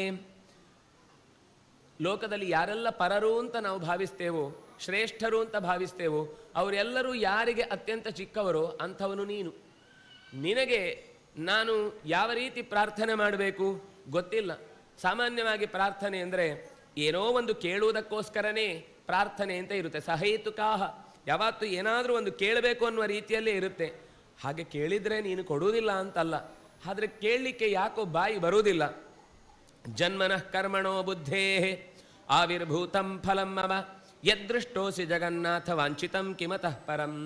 ನೀನೇನು ಬೇಕು ಕೇಳು ಅಂತ ನೀನು ನಿನ್ನ ಸ್ಥಾನದಲ್ಲಿ ನಿಂತು ಭಕ್ತನಿಗೆ ಮಾತಾಡಲಿಕ್ಕೆ ಅವಕಾಶ ಕೊಡೋದರ ಜೊತೆಗೆ ಅವನೇನಾದರೂ ಅವನ ಮನಸ್ಸಲ್ಲಿದ್ದರೆ ಹೇಳಿ ಅಂತ ಹೇಳ್ತಾ ಇದ್ದಿ. ಆದರೆ ನನ್ನ ಒಳಗೆ ನಿಂತು ಬುದ್ಧಿಯಲ್ಲಿ ಹೀಗೆ ಮಾತಾಡಬೇಕು ಅಂತ ಪ್ರಚೋದಿಸಿ ಕೊಡುವವನು ನೀನೇ. ಜನ್ಮನಃ ಕರ್ಮಣೋ ಬುದ್ಧೇ ಆವಿರ್ಭೂತಂ ಫಲಂ ಮಮ. ಹಲವು ಜನ್ಮಗಳಲ್ಲಿ ಮಾಡಿದ ಪ್ರಾರ್ಥನೆಯ ಫಲವಾಗಿ ಇವತ್ತು ಈಗ ಕಾಣಿಸಿಕೊಂಡಿದ್ದಿ. ಸಾಧಕನೊಬ್ಬನ ಮಾತು ಇದು. ಯಾವತ್ತೋ 2 ದಿವಸ ಪ್ರಾರ್ಥನೆ ಮಾಡಿ 3ನೇ ದಿವಸಕ್ಕೆ ನಮಗೆ ಫಲ ಸಿಗಬೇಕು ಅಂತ ಬಯಸುವ ನಮ್ಮ ಪ್ರಾರ್ಥನೆಗೆ ಒಂದು ಸರಿಯಾದ ಚೌಕಟ್ಟು ಕಲ್ಪಿಸುವ ಹಾಗೆ ಈ ಮಾತು ಇದೆ. ನಾವು ಹೊರಗಿನ ಲೋಕದ ವಸ್ತುಗಳನ್ನು ನಿರ್ಮಾಣ ಮಾಡುವಾಗ 1 ನಿಮಿಷಕ್ಕೆ 1 ಕಾರ್ ಆಗುತ್ತೆ ಅಂದರೆ ನೀವು 10 ದಿವಸದಲ್ಲಿ ಇಷ್ಟು ನಮ್ಮ ಅಪೇಕ್ಷೆಯನ್ನು ಈಡೇರಿಸ್ತೀರಿ ಅಂತ ಕೇಳಿದ ಹಾಗೆಯೇ ನಾವು ಇಷ್ಟು ಪ್ರಾಣಾಯಾಮ ಮಾಡ್ತೇವೆ, ಇಷ್ಟು ಭಗವಂತನ ನಾಮಸ್ಮರಣೆ ಮಾಡ್ತೇವೆ, ಅಷ್ಟು ಸರ್ತಿ ಜಪಮಣಿ ಸುತ್ತಿಸ್ತೇವೆ, ದೇವರಿಗೆ ಇಷ್ಟು ಪ್ರದಕ್ಷಿಣೆ ಬರ್ತೇವೆ, ಇಷ್ಟು ದಿವಸ ಆಗಿ 10ನೇ ದಿವಸಕ್ಕೆ ನಮಗೆ ಭಗವಂತ ಕಾಣಿಸ್ತಾನಾ ಅಂತ ಹೀಗೆಲ್ಲ ಪ್ರಶ್ನೆ ಮಾಡಿದರೆ ಅಷ್ಟು ಸುಲಭದಲ್ಲಿ ಒಂದೊಂದು ಪಾತ್ರೆ ಒಂದೊಂದು ಥರ ಒಲೆ ಮೇಲೆ ಇದ್ದು ಖಾಲಿ ಇದ್ದು ಚೆನ್ನಾಗಿ ಸುಟ್ಟೋಗ್ಬಿಟ್ಟಿದೆ. ಆ ಸುಟ್ಟ ಪಾತ್ರೆಯಲ್ಲಿ ಕಿಲುಬು ತಳಿಗೆ ಎಲುಂಬ ಅಂತ ಹೇಳುವಾಗ ಹಿಡಿದ ಕಿಲುಬನ್ನು ತೆಗಿಲಿಕ್ಕೆ ಕೆಲವು ಪಾತ್ರೆಗಳಿಗೆ ಬಹಳ ಬೇಗನೆ ಬಿಟ್ಟುಕೊಳ್ಳುತ್ತೆ. ಯಾಕೆಂದರೆ ಮೊದಲೇ ಅದಕ್ಕೆ ಚೆನ್ನಾಗಿ ಮಣ್ಣು ಹಚ್ಚಿ ಒಲೆ ಮೇಲೆ ಇಟ್ಟಿದ್ರೆ ಅದರ ಮಸಿ ಬೇಗ ಹೋಗುತ್ತೆ. ಸೀದಾ ಹಾಗೇ ಇಟ್ಟು ಅದನ್ನು ಚೆನ್ನಾಗಿ ಕಾಯಿಸಿ ಅದನ್ನು ಎಷ್ಟು ಮಣ್ಣು ಹಾಕಿ ತೆಕ್ಕಿದ್ರೂ ಕೂಡ ಅದರ ಮೇಲಿನ ಕಲೆ, ಅದರ ಮೇಲಿನ ಯಾವುದೇ ಅಂಟಿಕೊಂಡಿರುವಂತಹ ಕರಿ ಅದು ತಕ್ಷಣದಲ್ಲಿ ನಿವಾರಣೆಯಾಗುವುದು ಸಾಧ್ಯ ಇಲ್ಲ. ನಮ್ಮ ಬಗ್ಗೆ ಏನಿದೆ ಅಂತ ನಾವೇ ನೋಡಿಕೊಂಡು ಮೇಲೆ ಅದನ್ನು ತಿಕ್ಕಾಟದ ಕಾರ್ಯದಲ್ಲಿ ನಾವು ತೊಡಗಲಿಕ್ಕೆ ಸಾಧ್ಯ. ಮೊದಲು ನಾನು ಅರ್ಥ ಆಗಬೇಕು ನನಗೆ, ಆಮೇಲೆ ನನ್ನೊಳಗಿನ ಭಗವಂತ ಅರ್ಥ ಆಗಬೇಕು ಅಂತ ಅನ್ನೋದು ನಿಜವಾಗಿ ನಾವು ಸಾಗಬೇಕಾದ ದಾರಿಯಲ್ಲಿರುವ ಮಾರ್ಗ. ಅಂದರೆ ದಾರಿಯಲ್ಲಿ ನಾವು ಕಂಡುಕೊಳ್ಬೇಕಾದ ಸತ್ಯ. ಈ ಹೆಜ್ಜೆಯನ್ನು ನಿರಂತರ ಮತ್ತೆ ಮತ್ತೆ ನೆನಪಿಸಿಕೊಳ್ತಾ ಹೇಳ್ತಾನೆ, ನವರಾರ್ಥಂ ಹಿ ದೇವೇಶ ತ್ವತ್ಪಾದ ಪಂಕಜಂ ಹೃದಿ ಚಿಂತೆಯಾಮಿ ಸದಾ ಭಕ್ತ್ಯ ತ್ವದ್ಗತೇನ ಅಂತರಾತ್ಮನ. ನಾನು ನಿನ್ನ ಹತ್ರ ಪ್ರಾರ್ಥನೆ ಮಾಡ್ತಾ ಇರೋದು ನನಗೇನೋ ಬೇಕು ಅನ್ನೋದಕ್ಕೋಸ್ಕರ ಅಲ್ಲ. ನೀನು ನನ್ನ ಪ್ರಾರ್ಥನೆ ಮಾಡಿದರೆ ಯಾಕೋ ತುಂಬ ಖುಷಿಯಾಗುತ್ತೆ. ನೀನು ನನ್ನ ಪ್ರಾರ್ಥನೆ ಮಾಡ್ತಾ ಇದ್ರೆ ಮೈ ಮನಸ್ಸು ಎಲ್ಲ ತಣ್ಣಗಿರುತ್ತೆ, ಅಥವಾ ಯಾವುದೇ ರೀತಿಯಾದ ಮತ್ತೆ ಇನ್ನೇನೋ ಬೇಕು ಅಂತ ಅನ್ನುವ ಬಯಕೆಗಳನ್ನು ತೊಡೆದು ಹಾಕುತ್ತೆ. ಅಂತಹ ಎಲ್ಲ ನೆಮ್ಮದಿಯನ್ನು ನೀಡುವ ನಿನ್ನಲ್ಲಿ ಮತ್ತೆ ಏನಾದರೂ ಕೇಳ್ತೇನೆ ಅಂದರೆ ಕೇಳಿದ ವಸ್ತುಗಳಿಂದ ಯಾರೆಲ್ಲ ಏನು ಉದ್ಧಾರ ಆಗಿದೆ ಅಂತ ಒಬ್ಬರು ದಾಸರು ಕೂಡ ಪ್ರಾರ್ಥನೆ ಮಾಡ್ತಾ ಹೇಳ್ತಾರೆ. ರಾಜ್ಯವನ್ನು ಪಡೆದವರು ಏನಾದರೂ ಮತ್ತೆ ಮಣ್ಣು ಮುಕ್ಕಿದ್ರು, ಅಥವಾ ದೊಡ್ಡ ಕೆಲಸವನ್ನು ಪಡೆದವರು ಏನಾದರೂ ಕಂಪನಿ ಮುಳುಗಿ ಹೋದರೆ ಒಟ್ಟಿಗೆ ಮುಳುಗಿ ಹೋಗ್ತೀವಿ. ಯಾವುದನ್ನೂ ಕೂಡ ನಾವು ನಿತ್ಯದಲ್ಲಿ ಹೀಗೆಯೇ ಅಂತ ಆಲೋಚಿಸಿ ನಮಗೆ ಬಯಸಿದ ವಸ್ತು ಕೊಟ್ಟರೂ ಕೂಡ ಅದು ಎಷ್ಟು ದಿವಸ ದಕ್ಕತ್ತೆ ಅಂತ ಗೊತ್ತಿಲ್ಲ. ನೀನು ಕಂಡಿ ಅಲ್ವಾ, ಯದೃಷ್ಟೋಸಿ ಜಗನ್ನಾಥ ವಾಂಛಿತಂ ಕಿಮತಃ ಪರಂ. ಕಾಣಬೇಕು ಅಂತ ಬಯಸಿದ ರೂಪ ನನ್ನ ಕಣ್ಣ ಮುಂದೆ ಹೀಗೆ ನಡುವೆ ನಿಂತು ನಾನೇ ನನ್ನನ್ನು ನಂಬಿಕೊಳ್ಳಲಾಗದಂತೆ ನನ್ನನ್ನು ಅನುಗ್ರಹಿಸಿದ್ಯಲ್ವಾ, ಇದಕ್ಕಿಂತ ದೊಡ್ಡದಾದ ಪ್ರಾರ್ಥನೆ ಇದಕ್ಕಿಂತ ದೊಡ್ಡದಾದ ಫಲ ಇನ್ನೇನು ಹೇಳಲಿಕ್ಕೆ ಸಾಧ್ಯ? ಇಮಮೇವ ವರಂ ಯಾಚೆ. ಆದರೆ ಭಗವಂತನ ಕಣ್ಣಿನಲ್ಲಿ ಕೇಳಪ್ಪ ಇನ್ನೇನಾದರೂ ಅನ್ನುವ ಒಂದು ಭಾವ ಇತ್ತು. ಅದಕ್ಕೋಸ್ಕರ ದೇವರ ಹತ್ರ ಕೇಳ್ತಾನೆ, ತ್ವದ್ಭಕ್ತಿ ಅಚಲಾ ಮಮ, ನಿನ್ನಲ್ಲಿ ನನಗೆ ಅನನ್ಯವಾದ ಪ್ರೀತಿ ಇರಲಿ. ಯಾವ ಕಾರಣಕ್ಕೂ ಕೂಡ ಜಗತ್ತಿನಲ್ಲಿ ನಡೆಯುವ ಕೆಲಸಗಳಿಂದ ಭಗವಂತ ಇಲ್ಲವೇನೋ, ಭಗವಂತ ಇದು ಯಾಕೆ ಹೀಗೆ ಮಾಡಿದ, ಅಥವಾ ಭಗವಂತ ಈ ರೀತಿ ಮಾಡಿದರೆ ಚೆನ್ನಾಗಿತ್ತು, ಭಗವಂತನಿಗೆ ಇದೆಲ್ಲ ಯಾಕೆ ಕಾಣ್ತಾ ಇಲ್ಲ ಅನ್ನುವ ಅಪಸ್ವರದ ಮಾತುಗಳನ್ನು ನನ್ನ ಬಾಯಿಯಿಂದ ಯಾವತ್ತಿಗೂ ಆಡಿಸಬೇಡ. ನಾನು ನಿನ್ನ ಹತ್ರ ಕೇಳುವುದು ಇಷ್ಟೇ, ಅಸ್ತು ವೈ ಕಮಲಾನಾಥ ಪ್ರಾರ್ಥಯೇ ನಾಪರಂವರಂ. ನಾನು ನಿನ್ನಲ್ಲಿ ಕೇಳುವುದು ನಿನ್ನಲ್ಲಿ ಭಕ್ತಿ ಅನನ್ಯವಾಗಿರಲಿ, ನಿನ್ನ ಮೇಲೆ ನನ್ನ ಯೋಚನೆ ಸದಾ ಎಲ್ಲ ಕೆಲಸ ಮಾಡುತ್ತಲೂ ತೊಡಗಿಕೊಂಡಿರಲಿ. ಇತಿ ಶ್ರುತ್ವಾ ವಚಸ್ತಸ್ಯ ಪ್ರಸನ್ನವದನೋ ಹರಿಹಿ. ಯಾವಾಗ ಪ್ರಸನ್ನನಾಗಿ ಭಗವಂತನನ್ನು ಪ್ರಾರ್ಥಿಸಿದ್ನೋ ಭಗವಂತ ಮತ್ತಷ್ಟು ಪ್ರಸನ್ನನಾದ ಅಂತೆ. ನಾವು ಮಾಡುವ ಕೆಲಸದಲ್ಲಿ ಪ್ರಸನ್ನತೆ ಇದ್ದರೆ ಆವಾಗ ಭಗವಂತನೂ ಬೇಗ ಪ್ರಸನ್ನನಾಗ್ತಾನೆ. ಮಾಡಬೇಕಲ್ಲಪ್ಪ ಅಂತ ತಲೆ ಚಚ್ಚಿಕೊಂಡು ನಾವು ಆ ಕೆಲಸ ಮಾಡಿದರೆ ಅದರಿಂದ ಬರುವ ಫಲವೂ ಕೂಡ ಅದೇ ರೀತಿ ಬೇಸರವನ್ನೇ ತರುವ ರೀತಿಯಲ್ಲಿ ನಾವು ಅದನ್ನು ಉಣ್ಣಬೇಕಾಗುತ್ತೆ. ನಾವು ದೇವರನ್ನು ನಿರಂತರ ಯಾವುದೇ ಸಂದರ್ಭದಲ್ಲೂ ಯೋಚಿಸಬೇಕಾದಾಗ ಬಹಳ ಮುಖ್ಯವಾದ ಸಂಗತಿ ಹೇಳುವುದು. ನಾವು ನಿತ್ಯ ಹೇಳ್ತೇವೆ, ಶುಕ್ಲಾಂಬರಧರಂ ವಿಷ್ಣುಂ ಶಶಿವರ್ಣಂ ಚತುರ್ಭುಜಂ ಪ್ರಸನ್ನವದನಂ ಧ್ಯಾಯೇತ್. ನಿರಂತರ ಭಗವಂತನ ಮೊಗದಲ್ಲಿ ನಗೆ ಅರಳುತ್ತಾ ಇದೆ ಅಂತ ಯೋಚಿಸಿ ಕಣ್ಣು ಮುಚ್ಚಿದಾಗಲೆಲ್ಲ ಬರಿಯ ನಗೆಯೇ ತುಂಬಿ ತುಳುಕುವ ಭಾವ ಹೃದಯದಲ್ಲಿ ಮಡುಗಟ್ಟಿದರೆ ನಮ್ಮ ಮುಖದಲ್ಲಿ ಯಾವತ್ತೂ ನಗೆ ಮಾಸುವುದಿಲ್ಲ ಅನ್ನುವುದು ಶಾಸ್ತ್ರಕಾರರು ಎಂ ಎಂ ಯಥಾ ಯಥಾ ಉಪಾಸತೆ ತಥೈವ ಭವತಿ ಅಂತ. ಹಾಗೆ ಈ ಭಕ್ತ ಸುಮಿತ್ರ ನಿರಂತರ ಸಂತೋಷದಿಂದ ಭಗವಂತನನ್ನು ಪ್ರಾರ್ಥಿಸಿದಾದ್ರಿಂದಾಗಿ ಭಗವಂತನು ಸಂತೋಷದಿಂದಲೇ ಆತನನ್ನು ಎದುರುಗೊಂಡ. ಹೀಗೆ ತನಗೆ ವರ ಕೊಡುವುದಿದ್ರೆ ನಿನ್ನಲ್ಲಿ ಅಚ್ಚಳಿಯದ ಭಕ್ತಿಯನ್ನು ಕೊಡು ಅಂತ ಹೀಗೆ ಕೇಳಿದಾಗ ಮತ್ತೂ ಸಂತೋಷಪಟ್ಟ. ಏತಚ್ಚ ತ್ವತ್ಕೃತಂ ಸ್ತೋತ್ರಂ ಯೇ ಪಠಿಷ್ಯಂತಿ ಮಾನವಾಃ ತೇಷಾಂ ಮದ್ವಿಷಯಾ ಭಕ್ತಿ ನಿಶ್ಚಲಾ ಚ ಭವಿಷ್ಯತಿ.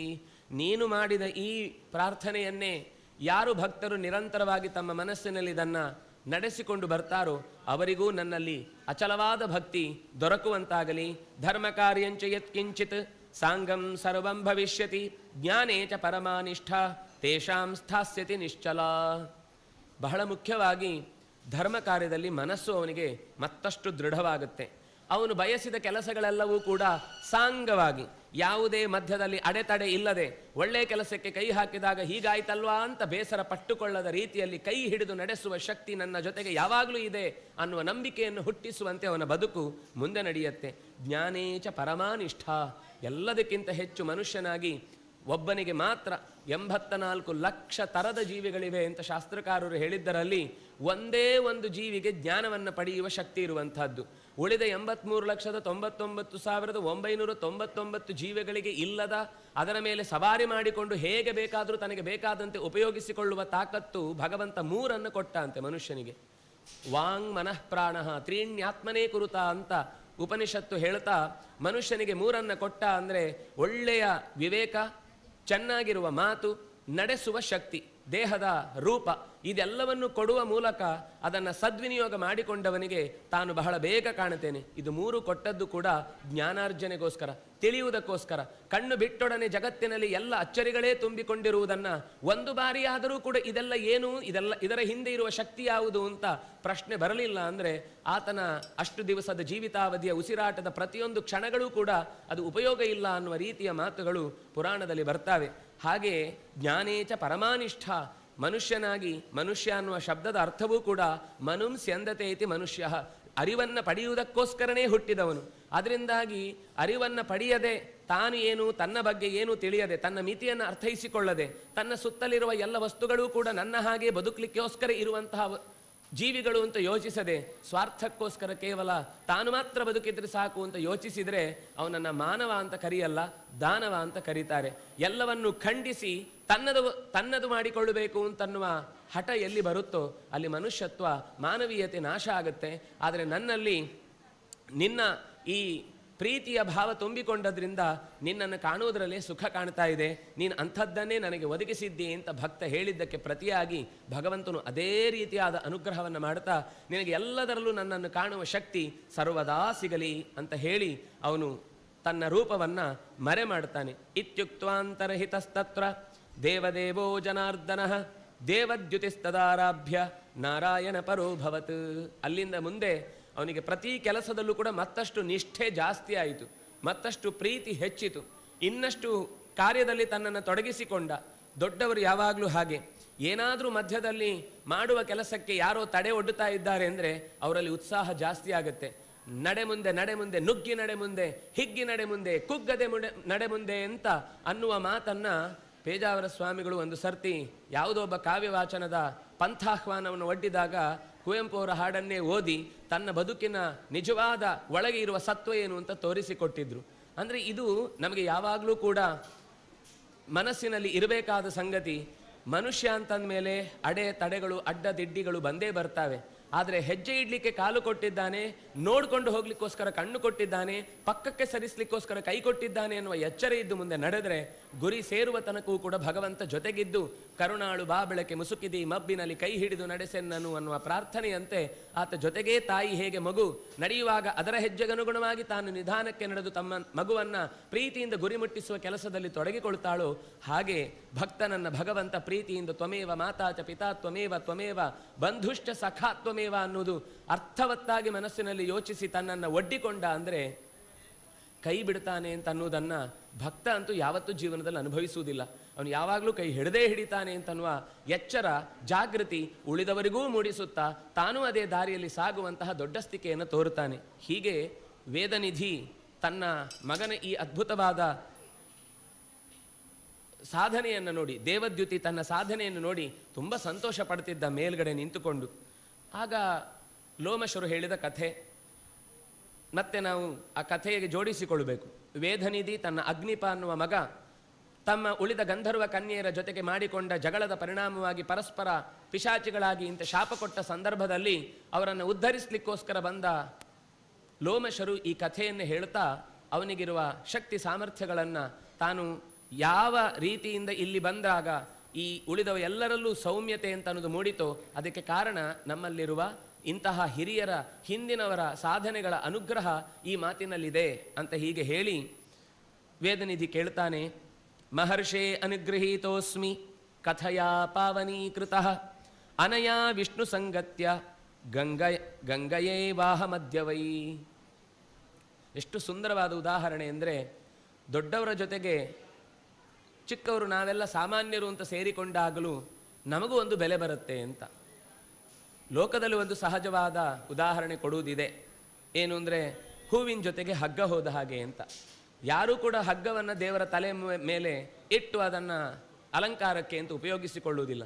ಆದರೆ ಯಾವಾಗ ಆ ನೂಲು ಹೂವನ್ನು ಕಟ್ಟುವುದಕ್ಕೋಸ್ಕರ ತನ್ನನ್ನು ಒಡ್ಡಿಕೊಂಡಾಗ ಮಾಲೆಯನ್ನು ಇಡುವ ನೆಪದಲ್ಲಿ ಹೂವೂ ಕೂಡ ಹೋಗಿ ಭಗವಂತನ ಮುಡಿಯನ್ನು ಏರುತ್ತೆ ಅಂತ ಅನ್ನೋದು ಹೇಗೋ ಹಾಗೆ ಅಂತ. ಇಲ್ಲಿ ಅಂಥದ್ದೇ ಮತ್ತೊಂದು ಉದಾಹರಣೆ ಕೊಟ್ಟು ಹೇಳುತ್ತಾರೆ. ಗಂಗೆಯ ಸಣ್ಣ ಪುಟ್ಟ ತೊರೆಗಳು ಹರಿಯುತ್ತಾ ಹೋಗ್ತಾ ಇರುತ್ತವೆ. ಹರಿದು ಹರಿದು ಮುಂದಕ್ಕೆ ಕೆಳಕ್ಕೆ ನುಗ್ಗಿ ದೊಡ್ಡ ತೊರೆಗಳ ಜೊತೆಗೆ ಸೇರಿ ಕೊನೆಗೆ ಗಂಗೆಯನ್ನು ಸೇರುತ್ತೆ. ಮುಂದೆ ಹೋದಾಗ ಅದನ್ನು ಗಂಗೆ ಅಂತ ಕರೀತಾರೆ ಹೊರತು ಯಾವುದೋ ಒಂದು ಇದು ಸಣ್ಣ ವರತೆಯಿಂದ ಬಂದ ನೀರು ಅಂತ ಅದನ್ನು ತಿರಸ್ಕರಿಸುವುದಿಲ್ಲ. ಹಾಗೆಯೇ ನಿಮ್ಮಂತಹ ಜ್ಞಾನಿಗಳು ಬಂದಾಗ ಅವರ ಜೊತೆಗೆ ಸೇರಿಕೊಂಡು 4 ಒಳ್ಳೆಯ ಮಾತುಗಳನ್ನು ಕೇಳಿ ಅರಿತು ಅದನ್ನು ಜೀವನದಲ್ಲಿ ರೂಢಿಸಿಕೊಳ್ಳುವ ಪ್ರಯತ್ನವನ್ನು ಒಂದಿಷ್ಟು ಮಾಡಿದಾಗ ನಮ್ಮನ್ನು ಯಾವಾಗಲೂ ಗುರುತಿಸುವಾಗ, ಓಹೋ ಇವರು ಯಾವಾಗಲೂ ಲೋಮಶರ ಜೊತೆಗಿದ್ದವರು, ಇವರು ಯಾವಾಗಲೂ ವೇದವ್ಯಾಸರ ಜೊತೆಗಿದ್ದವರು, ಇವರು ಯಾವಾಗಲೂ ವಿಶ್ವಾಮಿತ್ರರ ಜೊತೆಗಿದ್ದವರು ಅಂತ ಹೀಗೆ ಹಿರಿಯರ ಗುರುಗಳ ಜೊತೆಗಿದ್ದವರು ಅಂತ ನಮ್ಮನ್ನು ಗುರುತಿಸುವ ಮೂಲಕ ನಮ್ಮಲ್ಲೂ ಒಳ್ಳೆಯತನವನ್ನು ತುಂಬಿ ನಮ್ಮನ್ನು ಗೌರವಿಸ್ತಾರೆ. ಕಿಂಚಿತ್ ಸ್ತೋತ್ರಂ ಸಮಾಖ್ಯಾಹಿ ಪ್ರಸನ್ನೋ ಯೇನ ಮಾಧವ.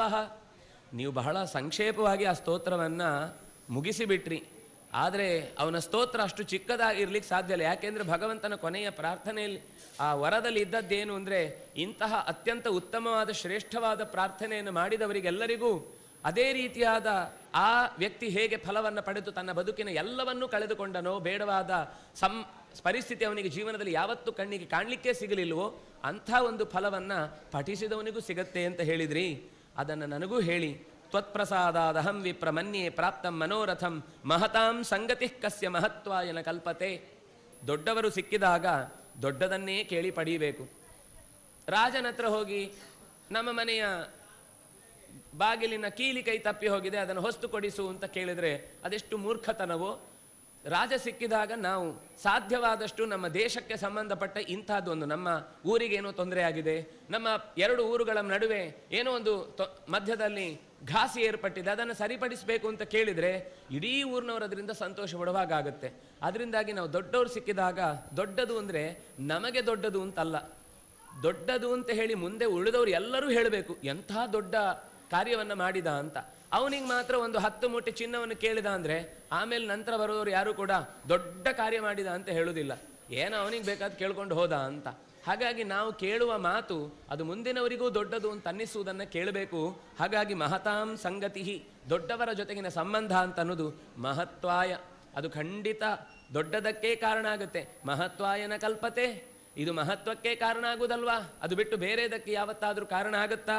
ಅದರಿಂದಾಗಿ ಹೇಗೆ ಆ ವಿಪ್ರ ತನ್ನ ಮನೋರಥವನ್ನು ಪಡೆಯುವುದಕ್ಕಾಗಿ ಸ್ತೋತ್ರವನ್ನು ನಿರಂತರ ಭಕ್ತಿಯಿಂದ ಪಠಿಸಿದನೋ ಅದನ್ನು ಬಿಡಿಸಿ ನನಗೂ ಹೇಳಿ ಕಥಯಸ್ವ ಪ್ರಸಾದೇನ ವಿಷ್ಣು ಸ್ತೋತ್ರಂ ಅನುತ್ತಮಂ. ಆ ಸ್ತೋತ್ರವನ್ನು ಹೇಳಿ ಅದಕ್ಕೆ ಹೆಸರು ಯೋಗಸಾರ ಸ್ತೋತ್ರ ಅಂತ. ಆ ಸುಮಿತ್ರ ಪ್ರಾರ್ಥನೆ ಮಾಡಿ ಭಗವಂತನನ್ನು ಮೆಚ್ಚಿಸಿದ ಸ್ತೋತ್ರಕ್ಕೆ ಪುರಾಣವೇ ಕೊಡುವ ಹೆಸರು ಯೋಗಸಾರ ಸ್ತೋತ್ರ ಅಂತ.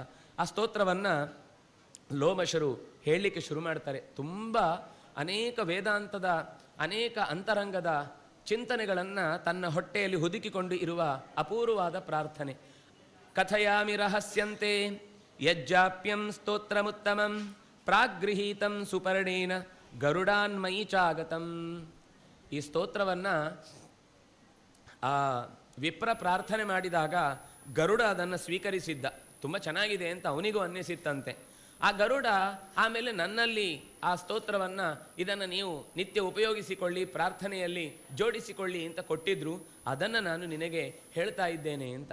ಇದು ಹಿರಿಯರದ್ದು ಒಂದು ಗುಣ. ಯಾವಾಗಲೂ ಕೂಡ ತಮಗೆ ಏನು ಸಿಗುತ್ತೋ ಅದು ಎಲ್ಲಿಂದ ಬಂತು ಅಂತ ಅದರ ಮೂಲ ಹೇಳ್ತಾರೆ. ನಾವು ಯಾರಾದರೂ ಒಂದು ಒಳ್ಳೆ ಮಾತು ಹೇಳಿದರೆ ನಾಳೆಯಿಂದ ನಮ್ಮ ಮಾತು ಅನ್ನೋ ಥರ ಹೇಳ್ತೇವೆ.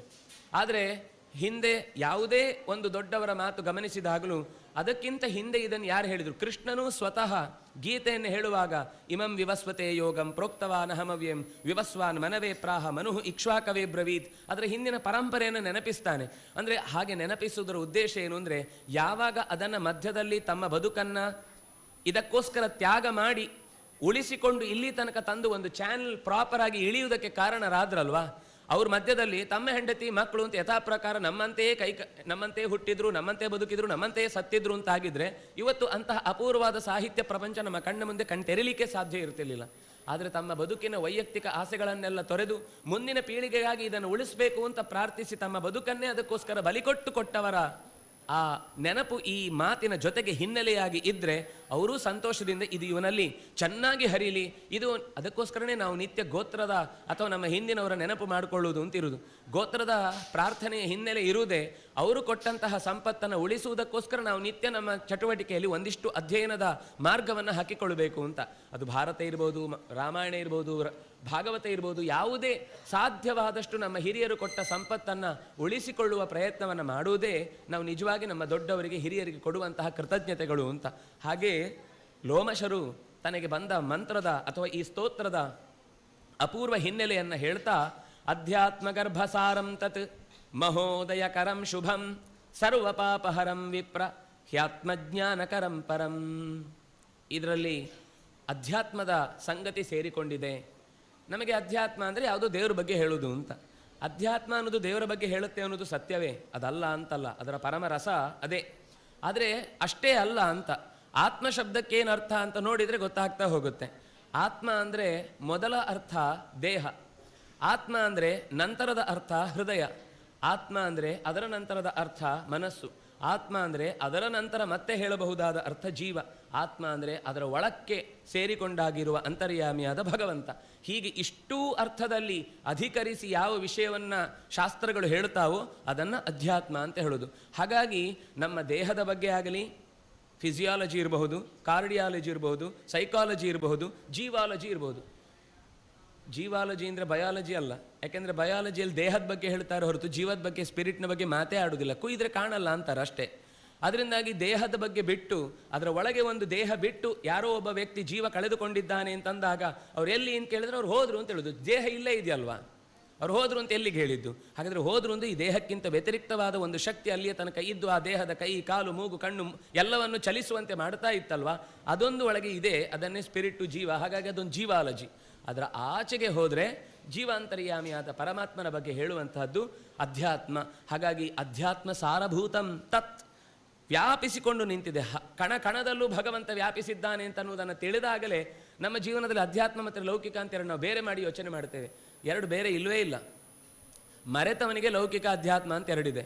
ಚೆನ್ನಾಗಿ ಬದುಕುವವನಿಗೆ ಲೋಕವೂ ಭಗವಂತನದ್ದೇ, ಅದರ ಆಚೆಗಿರುವುದು ಲೋಕವೇ. ಯಾಕೆಂದರೆ ಇಲ್ಲಿಂದ ಆಚೆಗೆ ಹೋದಾಗಲೂ ಅವನು ಇದೇ ತನ್ನ ಆಟಿಟ್ಯೂಡನ್ನು ಅಲ್ಲಿ ಬೆಳೆಸ್ಕೊಂಡು ಹೋಗ್ತಾನೆ. ಅಲ್ಲಿಯ ಬಗ್ಗೆ ಯೋಚನೆ ಚೆನ್ನಾಗಿದ್ದವನಿಗೆ ಇಲ್ಲಿದ್ದರ ಜೊತೆಗೆ ಅದನ್ನು ಬೆರೆಸಿಕೊಳ್ಳಿಕ್ಕೂ ಸುಲಭ ಆಗುತ್ತೆ. ಹಾಗಾಗಿ ಮಹೋದಯಕರಂ, ಇದನ್ನು ಚೆನ್ನಾಗಿ ಅಭ್ಯಾಸ ಮಾಡಿದವನಿಗೆ ಒಳ್ಳೆಯ ಏಳಿಗೆ ಆಗತ್ತೆ. ಅವನ ಬದುಕಿನಲ್ಲಿ ಚೆನ್ನಾಗಿದ್ದನ್ನೇ ನಾನು ಅನುಭವಿಸ್ತಾ ಇದ್ದೇನೆ ಅಂತ ನಾವು ತೃಪ್ತಿ ತಿರುಗುವಂತಹ ಸೂಕ್ತವಾದ ಎತ್ತರದ ಬದುಕನ್ನು ಅವನು ನಡೆಸ್ತಾನೆ. ಸರ್ವ ಪಾಪಹರಂ, ಎಲ್ಲ ದುಃಖಗಳನ್ನು ಮಾನಸಿಕ ಕ್ಲೇಶಗಳನ್ನು ಕಳೆದುಕೊಳ್ತಾನೆ. ಆತ್ಮಜ್ಞಾನಕರಂ, ಇದು ಬಹಳ ಮುಖ್ಯ. ನಮಗೆ ಬೇಕಾದದ್ದು ಅಂತರ್ಯಾಮಿಯಾಗಿರುವ ಭಗವಂತನ ಬಗ್ಗೆ ಸರಿಯಾದ ತಿಳಿವು. ಒಂದು ಸರ್ತಿ ಅಧ್ಯಾತ್ಮ ಅಂತ ಹೇಳಿದ್ದಾರೆ, ಮತ್ತೆ ಆತ್ಮಜ್ಞಾನಕರಂ ಅಂತ ಹೇಳುವುದು ಅಂದರೆ ನನಗೆ ಸಂಬಂಧಪಟ್ಟ ಭಗವಂತನ ಬಗ್ಗೆ ತಿಳಿಬೇಕು. ಲೋಕದಲ್ಲಿ ಎಲ್ಲ ಕಡೆ ಇದ್ದಾನೆ, ನನ್ನ ಸರಿಯಾದ ತಿಳುವಳಿಕೆ ಬರುವುದು ಅಂತಂದರೆ ನನಗೆ ಅಂತರ್ಯಾಮಿಯಾಗಿ ನಿಂತ ಭಗವಂತನ ಬಗ್ಗೆ ಎಚ್ಚರ ಗೊತ್ತಾದಾಗಲೇ ಉಳಿದದ್ದೆಲ್ಲವೂ ಏನ ವಿಜ್ಞಾತೇನ ಸರ್ವಮಿದಂ ವಿಜ್ಞಾತಂ ಭವತಿ ಅನ್ನುವ ಪ್ರಶ್ನೆಯನ್ನು ಶೌನಕರು ಯಾವಾಗ ಅಂಗಿರಸ್ ಋಷಿಗಳ ಹತ್ರ ಕೇಳ್ತಾರೋ ಆಗ ಅವರು ಹೇಳುವುದಿದನ್ನೇ, ಏಕೇನ ಮೃತ್ಪಿಂಡೇನ, ಒಂದು ಮಣ್ಣಿನ ಹೆಂಟೆಯಿಂದ ಮಾಡಿದಂತಹ ಗಡಿಗೆಯನ್ನು ತಿಳ್ಕೊಂಡ್ರೆ ಮಣ್ಣಿನಿಂದ ಮಾಡಿದ ಉಳಿದ ಎಲ್ಲ ಪದಾರ್ಥಗಳನ್ನು ತಿಳಿದುಕೊಳ್ಳುವುದು ಹೇಗೆ ಸಾಧ್ಯ ಆಗುತ್ತೋ, ಏಕೇನ ನಖನಿಕೃಂತನೇನ, ಒಂದು ನಖನಿಕೃಂತನ ಅಂತ ಅನ್ನೋದು ಸಂಸ್ಕೃತದಲ್ಲಿ ನೇಲ್ ಕಟ್ಟರ್ ಅನ್ನೋದಕ್ಕೊಂದು ಶಬ್ದ, ಉಪನಿಷತ್ತು ಹೇಳುವ ಮಾತು ಇದು. ನಖ ನಿಕೃಂತನ, ನಖ ಅಂದರೆ ಉಗುರನ್ನು ನಿಕೃಂತನ ಕತ್ತರಿಸುವಂತಹದ್ದು ಅಂತ. ನಖ ನಿಕೃಂತನೇನ ಸರ್ವಮಿದಂ ಕಾರ್ಷ್ಣಾಯಿತಂ ವಿಜ್ಞಾತಂ ಸ್ಯಾತ್, ಇಡೀ ಕಬ್ಬಿಣದ ಪದಾರ್ಥಗಳನ್ನು ಹೇಗೆ ತಯಾರು ಮಾಡ್ತಾರೆ ಅಂತ ಅನ್ನೋದನ್ನು ಒಂದನ್ನು ಸರಿಯಾಗಿ ಅಭ್ಯಾಸ ಮಾಡಿದರೆ ಉಳಿದೆಲ್ಲ ಪದಾರ್ಥಗಳು ಗೊತ್ತಾಗುತ್ತೆ. ಹಾಗೆಯೇ ಒಬ್ಬ ಒಳಗಿನಿಂದ ನಿಂತ ಅಂತರ್ಯಾಮಿ ಎಲ್ಲದರೊಳಗೆ ಇರುವವನು ಅವನೇ ಅಂತ ಗೊತ್ತಾಗಿ ನನ್ನೊಳಗಿನವನನ್ನು ತಿಳ್ಕೊಂಡ್ರೆ ಎಲ್ಲರೊಳಗಿನವನನ್ನು ತಿಳ್ಕೊಂಡದ್ದು ಸಹಜವಾಗಿ ನಡೆದು ಹೋಗುತ್ತೆ ಅಂತ. ಹೀಗೆ ಆತ್ಮಜ್ಞಾನಕರಂ, ನಮ್ಮ ಒಳಗಿನ ಸತ್ಯವನ್ನು ನಮಗೆ ಚೆನ್ನಾಗಿ ತೋರಿಸಿದ ಮೇಲೆ ಯಾರ ಮೇಲೂ ಬೇಸರ ಬರಲ್ಲ, ಯಾರ ಮೇಲೂ ಕೋಪ ಬರಲ್ಲ. ಯಾರು ಏನು ಮಾಡಿಕೊಂಡ್ರು ನಮ್ಮ ಕರ್ತವ್ಯ ಮಾತ್ರ ನಾವು ಮಾಡಬೇಕು ಅಂತ ಅನ್ನುವ ಎಚ್ಚರ ಇರುತ್ತೆ ಹೊರತು ನಮ್ಮ ಬದುಕಿನಲ್ಲಿ ಯಾವತ್ತೂ ಇದು ಮಾಡ್ಲೋ ಅದು ಮಾಡ್ಲೋ ಅನ್ನುವ ಆ ಅಲಾಲ್ ಟೋಪಿ ಅಂತ ಹೇಳ್ತೀವಲ್ವ, ಆಚೆನೂ ಇಲ್ಲ ಈಚೆನೂ ಇಲ್ಲ ಅನ್ನುವ ಸ್ಥಿತಿ ನಮ್ಮ ಮನಸ್ಸಿಗೆ ಯಾವತ್ತೂ ಬರಲ್ಲ. ಮಂತ್ರವನ್ನು ಪಠಿಸ್ತಾ ಹೇಳ್ತಾನೆ, ಓಂ ನಮೋ ವಾಸುದೇವಾಯ ನಮೋ ವಿಶ್ವಾಯ ಚಕ್ರಿಣೇ ಭಕ್ತಿ ಪ್ರಿಯಾಯ ಕೃಷ್ಣಾಯ ಜಗನ್ನಾಥಾಯ ಶಾರ್ಂಗಿಣೇ. ಕೃಷ್ಣಾವತಾರದ್ದು ಯಾವಾಗೋ ಕಥೆ ಇರುವುದು, ಅದಕ್ಕಿಂತ ಮುಂಚೆಯೇ ಕೃಷ್ಣಾಯ ಅಂತ ಸ್ತೋತ್ರ ಮಾಡ್ತಾನೆ. ಹೇಗೆ ರಹುಗಣನ ಕಥೆಯಲ್ಲೂ ಬರುವಾಗ ಜಡಭರತ ಪ್ರಾರ್ಥನೆ ಮಾಡುವ ಪ್ರಸಂಗವನ್ನು ಹೇಳುವಾಗಲೂ ಅಲ್ಲೂ ಹಿಂದಿನ ಜನ್ಮದಲ್ಲಿ ಕೃಷ್ಣನನ್ನು ನಿರಂತರ ಸ್ಮರಿಸ್ತಾ ಇದ್ದದ್ರಿಂದ ಜಿಂಕೆಯಾಗಿದ್ದಾಗಲೂ ಅವನಿಗೆ ಜಾತಿ ಸ್ಮರಣೆಯಿಂದಾಗಿ ತಾನು ಹಿಂದೆ ಮಾಡಿದ ಎಲ್ಲ ಸಾತ್ವಿಕ ಕರ್ಮಗಳ ಎಚ್ಚರ ಇದ್ದು ಭಗವಂತನನ್ನು ಆಗಲೂ ನೆನೆಸ್ತಾ ಇದ್ದ. ಕೃಷ್ಣಂ ನಿತ್ಯ ಮನುಸ್ಮರನ್ ಅನ್ನುವ ಮಾತು ಬರುತ್ತೆ. ಅಂದರೆ ಕೃಷ್ಣ ಅನ್ನೋದು ಭಗವಂತನ ಮೂಲ ರೂಪಕ್ಕೆ ಹೆಸರು. ಅದರ ಜೊತೆಗೆ ಭಗವಂತ ಮತ್ತೆ ವಸುದೇವನ ಮಗನಾಗಿ ಹುಟ್ಟಿದಾಗಲೂ ಅದೇ ಹೆಸರನ್ನಿಟ್ಟರು. ಕೃಷ್ಣ ಅನ್ನೋದು ಮತ್ತೆ ವಾಸಿಷ್ಠ ಕೃಷ್ಣನಿಗೂ ಅದೇ ಹೆಸರು. ಅಕ್ಕಿಕಾಳಿನಲ್ಲಿ ಬರೆದ ಹೆಸರು ವೇದವ್ಯಾಸ ಅಂತಲ್ಲ, ಕೃಷ್ಣ ಅಂತಲೇ ಹೆಸರಿಟ್ಟಿದ್ದು. ದ್ರೌಪದಿಗೂ ಇದ್ದ ಹೆಸರು ಕೃಷ್ಣ ಅಂತಲೇ. ಹಾಗಾಗಿ ಕೃಷ್ಣ ಅನ್ನೋ ಹೆಸರು ಹಲವಾರು ಬಾರಿ ಮತ್ತೆ ಮತ್ತೆ ಇಣುಕಿದ್ದನ್ನು ನಾವು ಮರೆತು ಕೃಷ್ಣ ಅಂದರೆ ಈ ರೂಪವು ಭಗವಂತನ ಮೂಲ ರೂಪವೇ, ಅದಕ್ಕಿಂತ ತೀರ ಬೇರೆ ಯಾವ ರೀತಿಯಿಂದಲೂ ಬೇರೆ ಅಲ್ಲ ಅಂತ ಸೂಚಿಸ್ಲಿಕ್ಕೋಸ್ಕರನೇ ಗರ್ಗಾಚಾರ್ಯರು ಹೇಳ್ತಾರೆ, ನಾನು ಈ ಹೆಸರನ್ನು ಇಟ್ಟದ್ದು ನಿಮ್ಮ ಮಗುವಿಗೊಂದು ಮುದ್ದಾದ ಹೆಸರು ಅಂತ ಯಾವುದೋ ಪುಸ್ತಕ ನೋಡಿ ಅಲ್ಲ, ಇದು ಅವನದ್ದೇ ಹೆಸರನ್ನು ಮತ್ತೆ ನೆನಪಿಸುವುದಕ್ಕೋಸ್ಕರ ಇಲ್ಲಿ ಜೋಡಿಸಿದ್ದೇನೆ, ಎಚ್ಚರ ಇರಲಿ, ಇದು ನಿನ್ನ ಮಗ ಅಲ್ಲ, ಇವನು ಜಗತ್ತಿನ ಮಗ ಅಂತ ಮೊದಲೇ ಎಚ್ಚರಿಸಿದ್ದ. ಆದರೂ ಮಧ್ಯದಲ್ಲಿ ಮರ್ತೋದಾಗ ಮತ್ತೆ ಯಮನ ಕೈಯಿಂದ ಮತ್ತೆ ವರುಣನ ಕೈಯಿಂದ ಅವನು ಅಪಹೃತನಾಗಿ ದ್ವಾದಶಿಯ ಬೆಳಿಗ್ಗೆ ತಪ್ಪಿಸಿಕೊಂಡು ಹೋದವನನ್ನು ಮತ್ತೆ ಕೃಷ್ಣ ಯಮನಿಂದ ವಾಪಸ್ ಕರ್ಕೊಂಡು ಬಂದು ತನ್ನ ಊರಿಗೆ ಬಿಡುತ್ತಾನೆ, ತನ್ನ ಮನೆಗೆ ಬಿಡುತ್ತಾನೆ. ಆಗಲೂ ಯಮ ಮತ್ತೆ ವರುಣ ಎಚ್ಚರಿಕೆ ಕೊಡೋದು ಇದನ್ನೇ, ನೀನು ಕೃಷ್ಣ ಅಂದರೆ ಸಾಮಾನ್ಯ ಅಂತ ಅಂದ್ಕೊಳ್ಬೇಡ, ಇಲ್ಲಿ ಬಂದ ಮೇಲೆ ಇಲ್ಲಿಂದ ವಾಪಸ್ ಹೋಗ್ಲಿಕ್ಕೆ ಇಲ್ಲಿ ತನಕ ಯಾರಿಗೂ ಆಗೋದಿಲ್ಲ, ನಿನ್ನನ್ನು ನಿನ್ನ ಮಗ ಕರ್ಕೊಂಡು ಹೋಗ್ತಾ ಇದ್ದಾನೆ ಅಂದರೆ ಅವನು ಯಾರು ಅಂತ ನಿನಗೆ ಎಚ್ಚರ ಇರಲಿ ಅಂತ. ಹೀಗೆ ಕೃಷ್ಣನ ಮಹತ್ವವನ್ನು ಹೇಳುವುದಕ್ಕೆ ಬೇರೆ ಬೇರೆ ಪ್ರಸಂಗಗಳು ಬಂದಾಗಲೆಲ್ಲ ಕೃಷ್ಣ ಅನ್ನೋದು ಬರೀ ಈ ರೂಪಕ್ಕೆ ಮಾತ್ರ ಇರುವ ಹೆಸರಲ್ಲ, ಕೃಷ್ಣಸ್ತು ಭಗವಾನ್ ಸ್ವಯಂ, ಭಗವಂತನ ಮೂಲ ರೂಪಕ್ಕೆ ಕೃಷ್ಣ ಅಂತ ಹೆಸರಿದೆ. ಅದನ್ನು ಕೆಲವೊಮ್ಮೆ ನಾವು ತಪ್ಪು ತಿಳ್ಕೊಂಡು ಕೃಷ್ಣ ಅಂದರೆ ಮೂಲ, ಮಧ್ಯದಲ್ಲಿರುವಂತಹ 10 ಅವತಾರಗಳಲ್ಲಿ ಕೃಷ್ಣ ಸೇರುವುದಿಲ್ಲ ಅನ್ನೋ ಭ್ರಮೆಗಳೂ ಇದೆ ಮಧ್ಯದಲ್ಲಿ. ಆದರೆ ವಸ್ತುತಃ ಬಲರಾಮನ ಸ್ಥಾನವನ್ನು ಅಲ್ಲಿ ತುಂಬ್ತಾರೆ ಕೃಷ್ಣನ ಬದಲು. ಆದರೆ ಬಲರಾಮ ಭಗವಂತನ ನರ ಅನ್ನುವ ರೂಪದ ಒಳಗೆ ಸೇರಿಕೊಂಡ ಅಂಶದ ಅವತಾರ ಅಷ್ಟೇ ಹೊರತು ಅದು ನೇರ ಅವತಾರ ಅಲ್ಲ. ಅಲ್ಲಿ ಶೇಷ ಇರುವುದು, ಶೇಷನಲ್ಲಿ ಭಗವಂತನ ಒಂದು ಸಂಕರ್ಷಣ ರೂಪದ ಜೊತೆಗಿರುವ ರೂಪ. ಆದ್ದರಿಂದಾಗಿ ಅರ್ಜುನನಲ್ಲೂ ಅದು ಸೇರಿತ್ತು. ಹಾಗಾಗಿ ನರನಾರಾಯಣರು ಅಂತ ಕರೆಯುವ ಪ್ರಸಂಗ ಬರುತ್ತೆ. ಆದರೆ ಬಲರಾಮ ಭಗವಂತನ ವಿಶೇಷವಾದ ಅಂಶವನ್ನು ಹೊತ್ತ ರೂಪ ಅಂತ ಭಾಗವತ ವ್ಯಾಖ್ಯಾನಗಳನ್ನು ಮಾಡುವಾಗ ಆಚಾರ್ಯರು ಸಾಧಾರವಾಗಿ ನಿರೂಪಣೆ ಮಾಡ್ತಾರೆ. ಹೀಗೆ ವಾಸುದೇವಾಯ, ವಸುದೇವನ ಮಗನಾದಂತಹ ಕೃಷ್ಣನಿಗೆ, ಇದು ಕೃಷ್ಣ ಅಂತ ವಸುದೇವನ ಮಗನಾಗಿ ಹುಟ್ಟಿದ ಮೇಲೆ ಹೇಳಬಹುದಾದದ್ದು. ಅದಕ್ಕಿಂತ ಮುಂಚೆ ಈ ವಾಸುದೇವ ಹೆಸರಿತ್ತಲ್ವ, ವಾಸುದೇವ ಸಂಕರ್ಷಣ ಪ್ರದ್ಯುಮ್ನ ಅನಿರುದ್ಧ ನಾರಾಯಣ ಅಂತ ಪಂಚರೂಪಿ ಭಗವಂತನ ಉಪಾಸನೆಯನ್ನು ಹೇಳುವಾಗ ಅಥವಾ ನಾವು ದ್ವಾದಶ ಮೂರ್ತಿಗಳನ್ನು ಚಿಂತನೆ ಮಾಡುವಾಗ ಬರುವ ವಾಸುದೇವ ಅನ್ನುವ ಶಬ್ದಕ್ಕೇನರ್ಥ? ವಾಸು ಅಂದರೆ ಎಲ್ಲ ಕಡೆ ವಾಸಿಸುವವನು ಅಂತ, ದೇವ ಅಂದರೆ ವಾಸಿಸುತ್ತಾ ಅದನ್ನೆಲ್ಲ ಬೆಳಗುವವನು ಅಂತ ಅರ್ಥ, ಅಥವಾ ವಾಸ ಅಂದರೆ ಮರೆ ಮಾಡುವವನು ಅಂತ ಅರ್ಥ. ದೇವೈತಿ ಅಂದರೆ ಮರೆಯನ್ನು ತೆಗೆಯುವವನು ಅಂತ ಅರ್ಥ.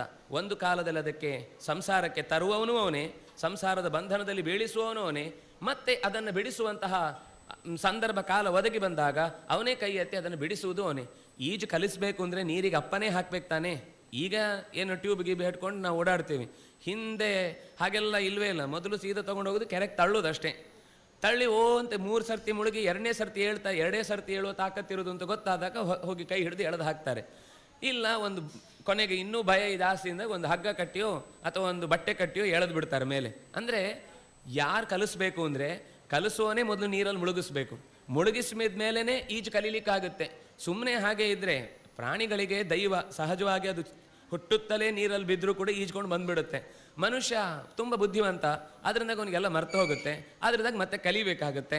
ಕಲ್ತದ್ದನ್ನು ಮರಿಬಾರ್ದು ಅಂತಾದರೆ ಒಮ್ಮೆ ಮಧ್ಯದಲ್ಲಿ ನೀರಿಗೆ ಹಾಕಲೇಬೇಕು. ಭಗವಂತ ಈ ನೀರಿಗೆ ಹಾಕಿದ ನಮ್ಮನ್ನು ಈಜು ಅಂತ. ಅದನ್ನೇ ದಾಸರು ಹೇಳಿದ್ದು, ಈಸಬೇಕು ಇದ್ದು ಜಯಿಸಬೇಕು ಅಂತ. ಈಜಬೇಕು ಅಂತ ನಾವು ಚಾಪೆಯಲ್ಲಿ ಎಷ್ಟು ಪ್ರಯತ್ನ ಮಾಡಿದ್ರೇನು ಉಪಯೋಗ? ಈಜಬೇಕು ಅಂದರೆ ನೀರಲ್ಲೇ ಬೀಳಬೇಕು. ನೀರಲ್ಲಿ ಬೀಳದೆ ಎಷ್ಟೇ ಪ್ರಾಕ್ಟೀಸ್, ಇದು ಬಟರ್ಫ್ಲೈ, ಇದು ಹಿಂದ್ಗಡೆ ಕೈ ಹಾಕ್ಬೋದು, ಇದು ಮುಂದೆ ಕಡೆ ಕೈ ಹಾಕ್ಬೇಕು ಅಂತ ಯಾರೋ ಒಬ್ಬ ತಮಾಷೆಗೆ ಹೇಳ್ತಿದ್ರು. ಹೌ ಟು ಸ್ವಿಮ್ ಅಂತ ಒಂದು ಚಂದದ ಪುಸ್ತಕ ಬರ್ದಿದ್ದಂತೆ ಒಬ್ಬ, ಅವ್ನು ನೀರಲ್ಲಿ ಬಿದ್ದೆ ಸತ್ತ ಅಂತೆ. ಹಾಗೆ ನಮಗೆ ಕೆಲವೊಂದು ಸರ್ತಿ ಹೇಳೋದಕ್ಕೆ ಇರುವಂಥದ್ದು ನಡೆಸ್ಲಿಕ್ಕೆ ಆಗಲಿಲ್ಲ ಅಂತ ಆದಾಗ ಅರ್ಥ ಇಲ್ಲ. ಅಂದರೆ ತಾನು ಏನನ್ನು ಹೇಳ್ತಾ ಇದ್ದನೋ ಅದು ನನಗೆ ರೂಢಿಸಿಕೊಂಡಿರುವ ಹಾಗೆ ಇದ್ದಾಗ ಭಗವಂತ ಅದನ್ನು ನಡೆಸಿಕೊಡ್ತಾನೆ. ಹಾಗೆ ಭಗವಂತ ತಾನು ನಡೆದು ತೋರಿಸುವುದಕ್ಕೋಸ್ಕರ ವಾಸುದೇವ ಅನ್ನುವ ರೂಪದಿಂದ ಎಲ್ಲವನ್ನು ತಂದೆಯಂತೆ ಒಂದು ಮಗುವಿಗೆ ಈಜು ಕಲಿಸುವಾಗ ನೀರಲ್ಲಿ ಬೀಳಿಸಿ ಮತ್ತೆ ಮೇಲಕ್ಕೆತ್ತುವಂತೆ ಮೊದಲು ಆವರಿಸ್ತಾನೆ, ಸಂಸಾರದ ಬಂಧನದಲ್ಲಿ ಬೀಳಿಸ್ತಾನೆ, ಮತ್ತೆ ಅವನನ್ನು ಯಥಾವತ್ತಾಗಿ ಅನುಭವದ ಪಕ್ವತೆಯಲ್ಲಿ ಮುಳುಗಿಸಿದ ಬಳಿಕ ಹೊರಕ್ಕೆ ಎತ್ತಿ ಹಾಕ್ತಾನೆ. ಹಾಗಾಗಿ ಅಂತಹ ವಾಸುದೇವನೇ ನಿನಗೆ ನಮಸ್ಕಾರ. ವಿಶ್ವಾಯ, ಜಗತ್ತಿನ ಎಲ್ಲ ಕಡೆ ವ್ಯಾಪಿಸಿಕೊಂಡು ಪ್ರತಿಯೊಂದು ವಸ್ತುವನ್ನು ಪ್ರವೇಶಿಸಿ ಅದರ ಆಕೃತಿಯನ್ನು ಹಾಗೇ ಉಳಿಯುವಂತೆ ಮಾಡಿದಂತಹ ನಿನಗೆ ನಮಸ್ಕಾರ. ಚಕ್ರಿಣೇ, ಧರ್ಮಚಕ್ರವನ್ನು ನಿರಂತರ ನಡೆಸುವುದಕ್ಕಾಗಿ ಮತ್ತೆ ಮತ್ತೆ ವೇಷಗಳನ್ನು ತೊಟ್ಟು ತನಗೆ ಏನೂ ಪ್ರಯೋಜನ ಇಲ್ಲದೇ ಇದ್ದರೂ ಕೂಡ ಬಂದವರಿಗಾಗಿ ನಾನು ದಾರಿ ತೋರಬೇಕು ಅಂತ ಕೈ ಹಿಡಿದು, ಅಮ್ಮ ಹೇಗೆ ಮೆಟ್ಟಲಿನಿಂದ ಕೆಳಕ್ಕೆ ಇಳಿದು ಒಂದು ಮೇಲಕ್ಕೆ ಬರಲಿಕ್ಕಾಗದೇ ಇರುವ ಮಗುವಿಗೆ ಕೈ ಹಿಡಿದು ಮೇಲಕ್ಕೆ ಕರ್ಕೊಂಡು ಹೋಗ್ತಾಳೋ ಹಾಗೆ ಚಕ್ರರೂಪಧರನಾಗಿ ಭಗವಂತ ಧರ್ಮಚಕ್ರವನ್ನು ನಡೆಸುವವನು. ಭಕ್ತಪ್ರಿಯಾಯ, ಭಕ್ತಿಗೆ ಮೆಚ್ಚುವವನು, ಭಕ್ತರನ್ನು ಉದ್ಧರಿಸುವವನು. ಕೃಷ್ಣಾಯ, ಆಕರ್ಷಕ ಶಕ್ತಿ.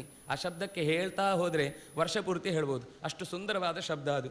ಕರ್ಷತಿ ಅನ್ನುವ ಶಬ್ದವೇ ಅಪಕರ್ಷತಿ, ವಿಕರ್ಷತಿ, ಉತ್ಕರ್ಷತಿ, ಸಂಕರ್ಷತಿ ಅಂತ ಎಷ್ಟು ಎಷ್ಟು ಅದಕ್ಕೆ ಸಂಬಂಧಪಟ್ಟ ಉಪಸರ್ಗಗಳಿವೆಯೋ ಎಲ್ಲ ಸೇರಿಸಿದ್ರು ಭಗವಂತ ಅಷ್ಟಕ್ಕೂ ಅರ್ಥವನ್ನು ತುಂಬಿಕೊಡುವವನು. ಹಾಗಾಗಿ ಒಂದು ಮಾತು ಬರುತ್ತೆ ಮಹಾಭಾರತದ ಬಗ್ಗೆ ಹೇಳುವಾಗ, ಕೃಷ್ಣ ಮಹಾತ್ಮ್ಯ ಉತ್ತಮಂ ಅಂತ ಹೇಳ್ತಾ, ಮಹಾಭಾರತದಲ್ಲಿ ಅಕಸ್ಮಾತ್ ಮೈನಸ್ ಕೃಷ್ಣ ಅಂತ ಮಾಡಿದರೆ ಈಸಿಗೋಲ್ಡ್ 0.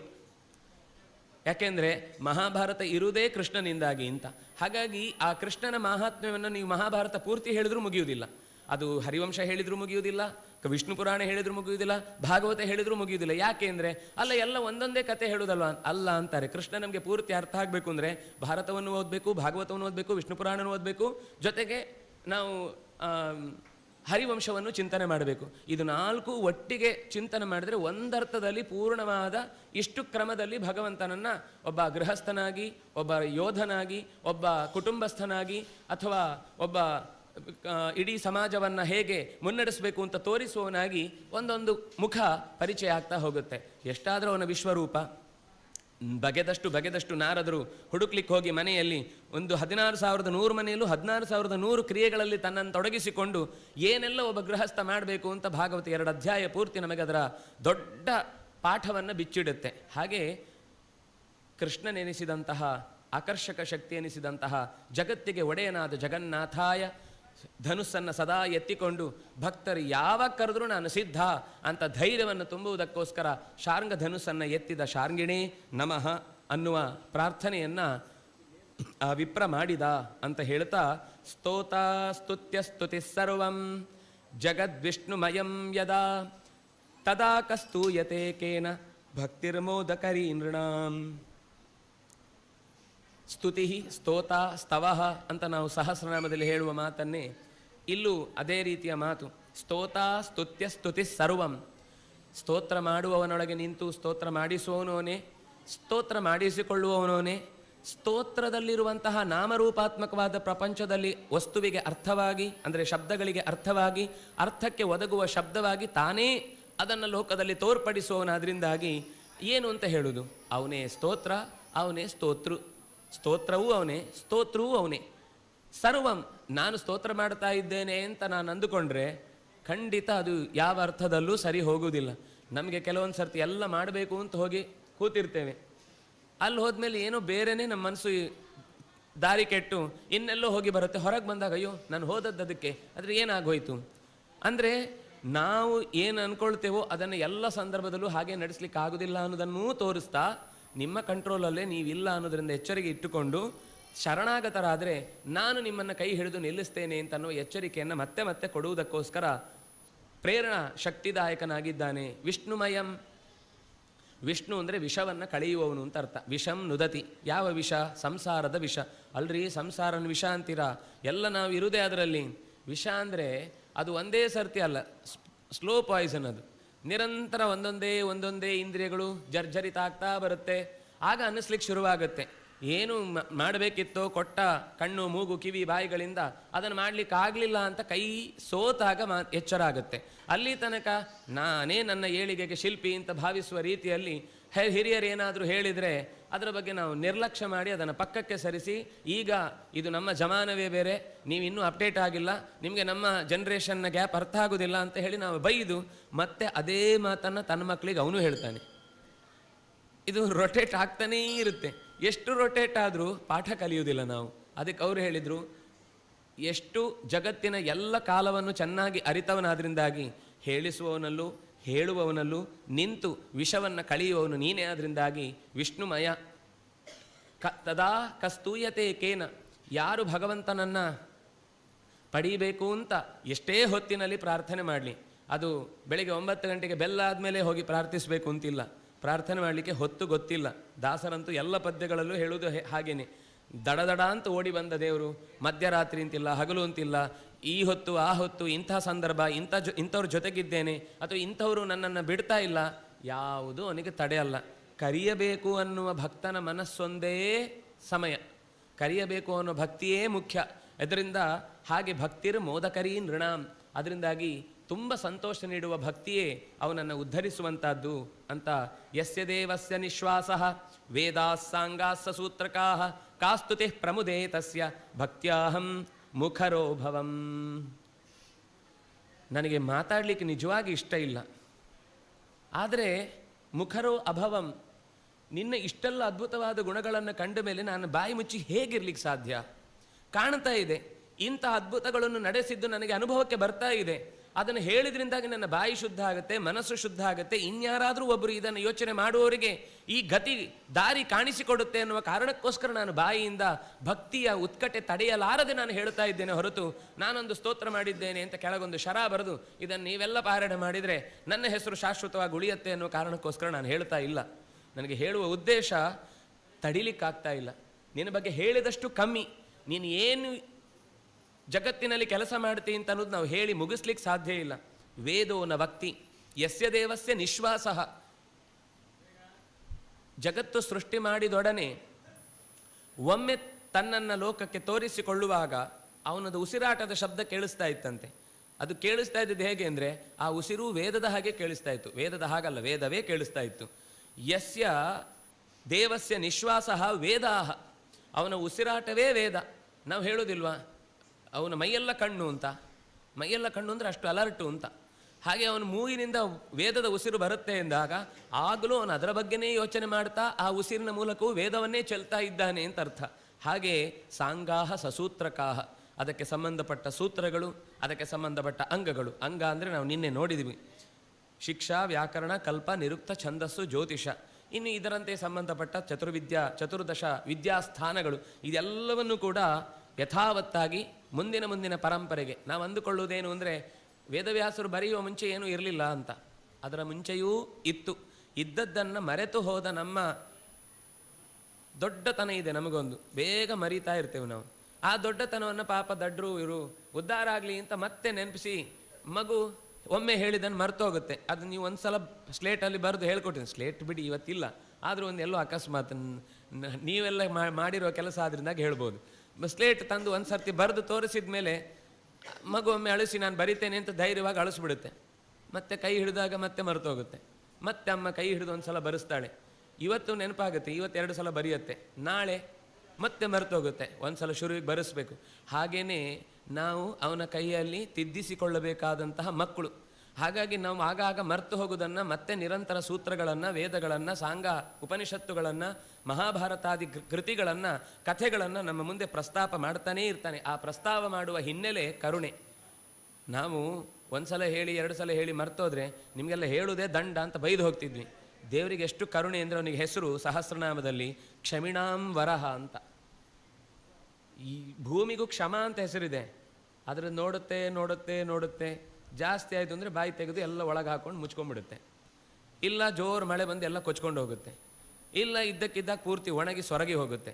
ಯಾವುದು ಜಾಸ್ತಿ ಆಯಿತು ಭೂಮಿನೂ ತಡೆಯಲ್ಲ. ಆದರೆ ಭೂಮಿಯೂ ತಡೆಯದೆ ಅಷ್ಟು ಕೋಪ ಮಾಡಿಕೊಳ್ಳುತ್ತೆ, ಕ್ಷಮ ಅಂತನ್ನುವ ಹೆಸರಿದ್ದದ್ದು. ಆದರೆ ಭಗವಂತ ಯಾವ ಕಾಲದಲ್ಲೂ ಅದು ತಾಯಿಯ ಎದೆ ಮೇಲೆ ಮಗು ಕಾಲಿಟ್ಟು ಒದ್ದುಕೊಂಡು ಹೊಡ್ತಾ ಇದ್ದಾಗಲೂ ನನ್ನ ಮಗು ಅಂತ ಪ್ರೀತಿಸಿ ಹೇಗೆ ಮುದ್ದಿಸ್ತಾಳೋ ಹಾಗೆ ಭಗವಂತ ಕ್ಷಮಿಸುವವರು ಅಂತ ಅನ್ನುವ ಹೆಸರಿನಲ್ಲಿ ಯಾರ್ಯಾರ ಲಿಸ್ಟುಗಳನ್ನು ನೀವು ತಂದು ಇಡ್ತೀರೋ ಅದರಲ್ಲಿ ವರಹ ಶ್ರೇಷ್ಠತಮ. ಅದಕ್ಕಿಂತ ಇನ್ನೊಬ್ಬ ಕ್ಷಮಿಸುವ ವ್ಯಕ್ತಿ ನಮಗೆ ಜಗತ್ತಿನಲ್ಲಿ ಸಿಗ್ಲಿಕ್ಕೆ ಸಾಧ್ಯ ಇಲ್ಲ ಅಂತ. ಬೇಡ, ಇದು ಹೌದಾ ಅಲ್ವಾ ಅಂತ ಟೆಸ್ಟ್ ಮಾಡಲಿಕ್ಕೆ ನಾವೇ ಪ್ರತಿ ದಿವಸ ರಾತ್ರಿ ಮಲಗುವಾಗ ಇವತ್ತೇನೇನು ತಪ್ಪು ಮಾಡಿದ್ದೇನೆ, ಇವತ್ತೇನೇನು ಸರಿ ಮಾಡಿದ್ದೇನೆ ಅಂತ ಲಿಸ್ಟು ಸರಿ ಮಾಡಿದ್ರಲ್ಲಿ ಸಿಕ್ಕಿದ್ರೆ ಸಂತೋಷ, ಸಿಗದೇ ಇದ್ದರೆ ಅದನ್ನು ಪಕ್ಕದಲ್ಲಿ ಇಟ್ಟು ಎಷ್ಟು ಸರಿ ಅಂತ ಅನ್ನೋದನ್ನು, ಅದರಲ್ಲಿ ನನ್ನ ತಪ್ಪು ಯಾವುದು, ಬೇರೆಯವ್ರ ತಪ್ಪು ಯಾವುದು, ಅದರಲ್ಲೂ ನಮ್ಮ ತಪ್ಪು ಅನ್ನೋದೇ ಬಹಳ ಜಾಸ್ತಿ ಸಿಗುತ್ತೆ. ಸಿಕ್ಕಿದಾಗ ಇಷ್ಟಕ್ಕೆ ಅಕಸ್ಮಾತು ನಾವು ಯಾರಿಗಾದರೂ ಶಿಕ್ಷೆ ಕೊಡೋದಾಗಿದ್ದರೆ ಏನೇನು ಕೊಡ್ತಿದ್ವಿ? ಪಕ್ಕದಲ್ಲಿ ಬರೀತಾ ಹೋಗೋದು. ನಾವು ಹಾಗಾದರೆ ಇಷ್ಟು ಶಿಕ್ಷೆಯನ್ನು ಅನುಭವಿಸಲಿಕ್ಕೆ ಸಿದ್ಧರಿದ್ದೇವಾ ಅಂತ ಯೋಚಿಸಿ ನಾವು ಶಿಕ್ಷೆಯನ್ನು ಪಡೆಯದೆ ಇನ್ನೂ ಆನಂದವಾಗಿ ಇದ್ದೇವೆ ಅಂದರೆ ಅದು ಅವನ ಕರುಣೆ ಅಲ್ವಾ? ಹಾಗಾಗಿ ಕ್ಷಮಿಣಾಂ ವರಹ ಅನ್ನೋದು ಸುಮ್ಮನೆ ಹೊಗಳುವ ಮಧ್ಯದಲ್ಲಿ ದೊಡ್ಡ ದೊಡ್ಡ ಪದಗಳಿರಲಿ ಅಂತ ನಾವು ಕೆಲವೊಮ್ಮೆ ರಾಜಕಾರಣಿಗಳನ್ನು ಉಬ್ಬಿಸಲಿಕ್ಕೆ ಹೇಳ್ತಾ ಇರ್ತೇವೆ ಅಂತನ್ನುವ ಕಾರಣ ಇಲ್ಲದೆ ಬಂದ ಶಬ್ದಗಳಲ್ಲ.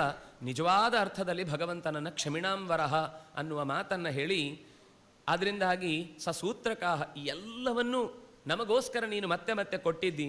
ಕಾ ಸ್ತುತಿ ಪ್ರಮುದೇತಸ್ಯ, ನಾನು ಮಾಡುವ ಸ್ತೋತ್ರ ಅವನು ವೇದವನ್ನೇ ಹೇಳುವವನ ಮುಂದೆ ನಾನೇನೋ ಎಡವಟ್ಟು ಮಾತುಗಳನ್ನು ಹೇಳಿ ಅವನ ಸ್ತೋತ್ರ ಮಾಡಿ ಸಂತೋಷಪಡಿಸ್ತೇನೆ ಅನ್ನೋದು ನನ್ನ ಮೂರ್ಖತನ. ಆದರೂ ಹೇಳಬೇಕು ಅನ್ನೋ ತವಕ ನನ್ನ ತಡೀತಾ ಇಲ್ಲ, ಬಿಡ್ತಾ ಇಲ್ಲ. ಅದಕ್ಕೋಸ್ಕರ ಹೇಳ್ತಾ ಇದ್ದೀನಿ. ನಾನು ಹೇಳುವ ಮಾತಿನಿಂದ ಭಗವಂತ ಅವನು ಹೇಳುವ ಮಾತಿಗಿಂತ ಶ್ರೇಷ್ಠವಾದ ಮಾತು ಹೇಳ್ತೇನೆ ಅಂತ ಅನ್ನುವ ಭ್ರಮೆ ನನಗಿಲ್ಲ. ಯಾಕೆಂದರೆ ವೈರಾಗ್ಯ ನಿಧಿಗೆ ಈ ವಿಷಯ ಪದಾರ್ಥವೇ. ರುದ್ರದೇವರನ್ನು ಪ್ರಾರ್ಥನೆ ಮಾಡುವಾಗ ದಾಸರು ಹೇಳುವುದುಂಟು, ವೈರಾಗ್ಯದ ಪರಮ ನಿಧಿ ಅವನಿಗೆ ಲೋಕದ ಎಲ್ಲ ವಸ್ತುಗಳನ್ನು ನಿನಗಿದು ನಿವೇದಿಸ್ತಾ ಇದ್ದೇನೆ, ಕೊಡ್ತಾ ಇದ್ದೇನೆ, ಅದು ಇದು ಅಂತ ಹೇಳಿದರೆ ಅದು ಏನಕ್ಕಾದರೂ ಉಪಯೋಗ ಇದೆಯಾ? ಅವರಿಗೆ ಅಂಥದ್ದು ಬೇಕಾಗೇ ಇಲ್ಲ. ನಾವು ಕೊಡೋದು ಯಾಕೆ ಅಂದರೆ ನಮಗೆ ಕೊಡುವ ಬುದ್ಧಿ ಮತ್ತಷ್ಟು ಗಟ್ಟಿಯಾಗಿ ಹಾಗೆ ಉಳಿಲಿ ಅಂತ. ದೇವರ ಮುಂದೆ ಆದರೂ ಇಡುವ ಮೂಲಕ ಒಂದು ಸರ್ತಿ ನಮಸ್ಕಾರ ಮಾಡಿ ಇನ್ನು ಉಳಿದವರು ಯಾರಾದರೂ ಬಂದಾಗಲೂ ಇದೇ ರೀತಿ ಕೊಡುವ, ಕೈಯೆತ್ತಿ ನೀಡುವ ಶಕ್ತಿ ನಮ್ಮಲ್ಲಿ ಸದಾ ಇರಲಿ, ಆ ಬುದ್ಧಿ ಹಾಗೆ ಉಳಿದಿರಲಿ ಅಂತ ಅನ್ನೋದಕ್ಕೋಸ್ಕರ. ಹೇಗೆ ಮನೆಯಲ್ಲಿ ಅಜ್ಜ ಬಂದರೆ, ಈಗ ಬರೋದಿಲ್ಲ ಬಿಡಿ, ಅವರೆಲ್ಲ ಓಲ್ಡ್ ಏಜಲ್ಲಿ ಇರ್ತಾರೆ, ಬಂದರೆ ಮಕ್ಕಳು ಓಡಿ ಬಂದು ಏನೋ ಒಂದು ಹಣ್ಣು ಕೊಡ್ತವೆ. ಆಗ ಅಜ್ಜ ಅದನ್ನು ತಗೊಳ್ತಾನೆ.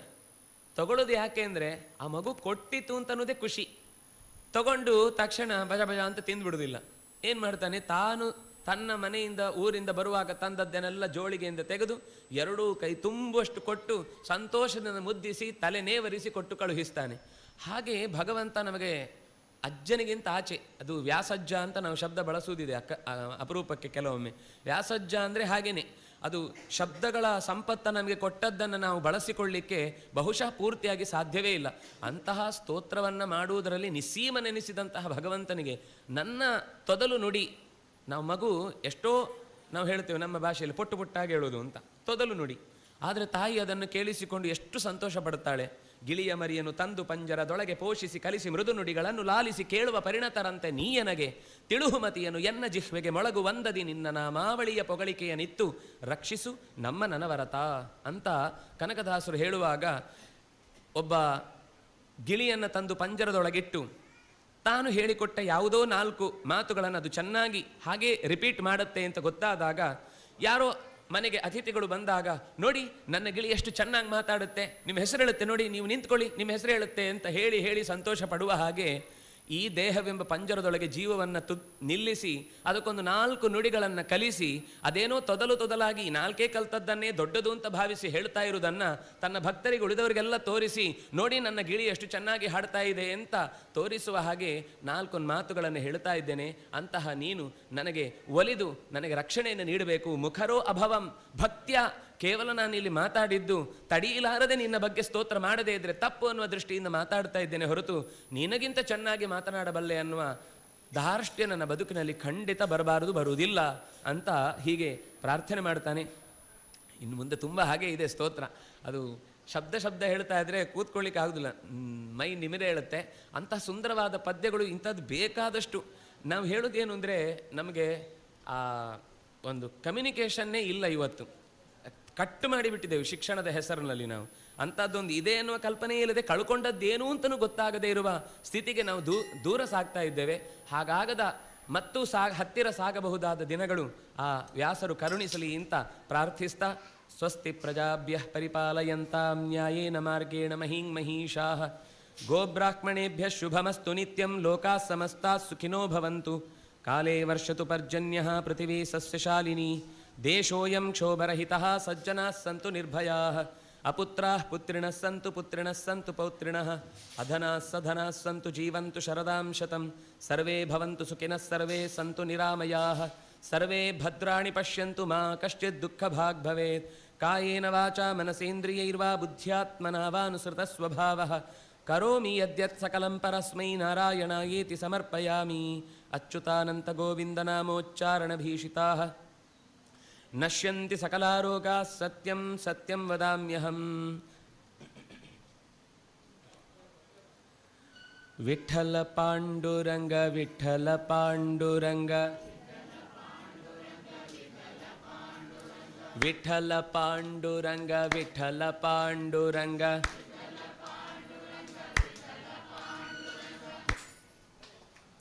ಜಯ ಜಯ ವಿಠಲ ಪಾಂಡುರಂಗ ಹರಿ ಹರಿ ವಿಠಲ ಪಾಂಡುರಂಗ ವಿಠಲ ಪಾಂಡುರಂಗ ವಿಠಲ ಪಾಂಡುರಂಗ ವಿಠಲ ಪಾಂಡುರಂಗ. ಎಷ್ಟು ಸಾಧ್ಯ ಆಗುತ್ತೋ ಅಷ್ಟು ಕಣ್ಣು ಮುಚ್ಚಿ ಬೇರೆ ಯಾರೂ ನೋಡ್ತಾ ಇಲ್ಲ, ನಿಮ್ಮನ್ನು ಕೃಷ್ಣ ಮಾತ್ರ ನೋಡ್ತಾ ಇದ್ದೇನೆ ಅಂತ ಅಂದ್ಕೊಂಡು ಭಕ್ತಿಯಿಂದ ಕೈ ಚೆನ್ನಾಗಿ ಬಿಗಿದು ಹಾಕಿ ಹೇಳಬೇಕು. ಆಗಲೇ ಅದರ ಒಳಗಿನ ಸತ್ವ ಗೊತ್ತಾಗುತ್ತೆ. ಕಣ್ಣು ಮುಚ್ಚದೇ ಇದ್ರೆ ಒಳಗೆ ಕಾಣುವುದೇ ಇಲ್ಲ ಭಗವಂತ. ದೇವಕಿ ನಂದನ ನಂದ ರೂಪ ದೇವಕಿ ನಂದನ ನಂದ ಕುಮಾರ ವೃಂದವನಾಂಜನ ಗೋಕುಲ ಚಂದ್ರ ಕಂದ ಫಲಾಶನ ಸುಂದರ ರೂಪ ಕಂದ ಫಲಾಶನ ಸುಂದರ ರೂಪ ನಂದಿತ ಗೋಕುಲ ವಂದಿತ ಪಾದ ವಿಠಲ ಪಾಂಡುರಂಗ ವಿಠಲ ಪಾಂಡುರಂಗ ವಿಠಲ ಪಾಂಡುರಂಗ ವಿಠಲ ಪಾಂಡುರ ಜಯ ಜಯ ವಿಠಲ ಪಾಂಡುರಂಗ ಹರಿ ಹರಿ ವಿಠಲ ಪಾಂಡುರಂಗ ವಿಠಲ ಪಾಂಡುರಂಗ ವಿಠಲ ಪಾಂಡುರಂಗ ವಿಠಲ ಪಾಂಡುರಂಗ ಪಾಂಡುರಂಗ ಇಂದ್ರಸುತಾವಕ ನಂದಕ ಹಸ್ತ ಚಂದನ ಚರ್ಚಿತ ಸುಂದರಿನಾಥ ಇಂದಿವರೋದರ ದಳನಯನ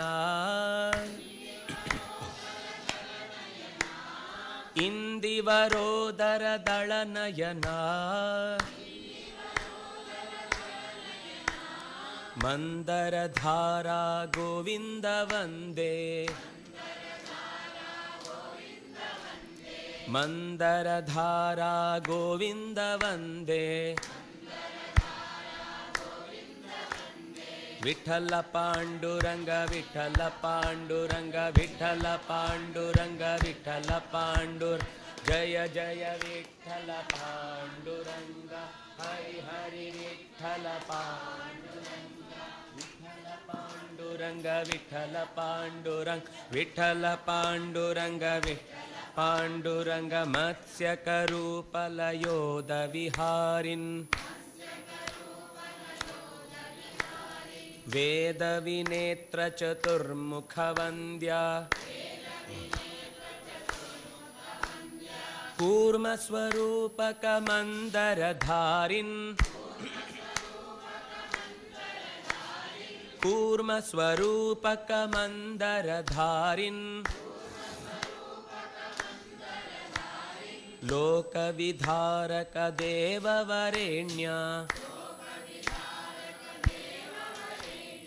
ಸೂಕರ ರೂಪಕ ದಾನವ ಶತ್ರು ಭೂಮಿ ವಿಧಾರಕ ಯಜ್ಞವರಾಂಗ ದೇವ ನೃಸಿಂಹ ಹಿರಣ್ಯಕ ಶತ್ರು ದೇವ ನೃಸಿಂಹ ಹಿರಣ್ಯಕ ಶತ್ರು ಸರ್ವಭಯಾಂತಕ ದೈವತ ಬಂಧೋ ವಿಠಲ ಪಾಂಡುರಂಗ ವಿಠಲ ಪಾಂಡುರಂಗ ವಿಠಲ ಪಾಂಡುರಂಗ ವಿಠಲ ಪಾಂಡುರಂಗ ಜಯ ಜಯ ವಿಠಲ ಪಾಂಡುರಂಗ ಹರಿ ಹರಿ ವಿಠಲ ಪಾಂಡುರಂಗ ವಿಠಲ ಪಾಂಡುರಂಗ ವಿಠಲ ಪಾಂಡುರಂಗ ವಿಠಲ ಪಾಂಡುರಂಗ ವಿಠಲ ಪಾಂಡುರಂಗ ವಾಮನ ವಾಮನ ಮಾನವ ವೇಷ ದೈತ್ಯಕುಲಾಂತಕ ಕಾರಣಭೂತ ರಾಮ ಭೃಗುದ್ವಹ ಸೂರ್ಜಿತ ದೀಪ್ತೆ ರಾಮ ಭೃಗುದ್ವಹ ಸೂರ್ಜಿತ ದೀಪ್ತೆ ಕ್ಷತ್ರಕುಲಾಂತಕ ಶಂಭುವರೇಣ್ಯ ರಾಘವ ರಾಘವ ರಾಕ್ಷಸ ಶತ್ರು ಮಾರುತಿ ವಲ್ಲಭ ಜಾನಕಿ ಕಾಂತ ದೇವಕಿ ನಂದನ ಸುಂದರ ರೂಪ ದೇವಕಿ ನಂದನ ಸುಂದರ ರೂಪ ರುಕ್ಮಿಣಿ ವಲ್ಲಭ ಪಾಂಡವ ಬಂಧೋ ರುಕ್ಮಿಣಿ ವಲ್ಲಭ ಪಾಂಡವ ಬಂಧೋ ವಿಠಲ ಪಾಂಡುರಂಗ ವಿಠಲ ಪಾಂಡುರಂಗ ವಿಠಲ ಪಾಂಡುರಂಗ ವಿಠಲ ಪಾಂಡುರಂಗ ಜಯ ಜಯ ವಿಠಲ ಪಾಂಡುರಂಗ ಹರಿ ಹರಿ ವಿಠಲ ಪಾಂಡುರಂಗ ವಿಠಲ ಪಾಂಡುರಂಗ ವಿಠಲ ಪಾಂಡುರಂಗ ವಿಠಲ ಪಾಂಡುರಂಗ ಪಾಂಡುರಂಗ ದೈತ್ಯ ವಿಮೋಹಕ ನಿತ್ಯ ಸುಖಾದೆ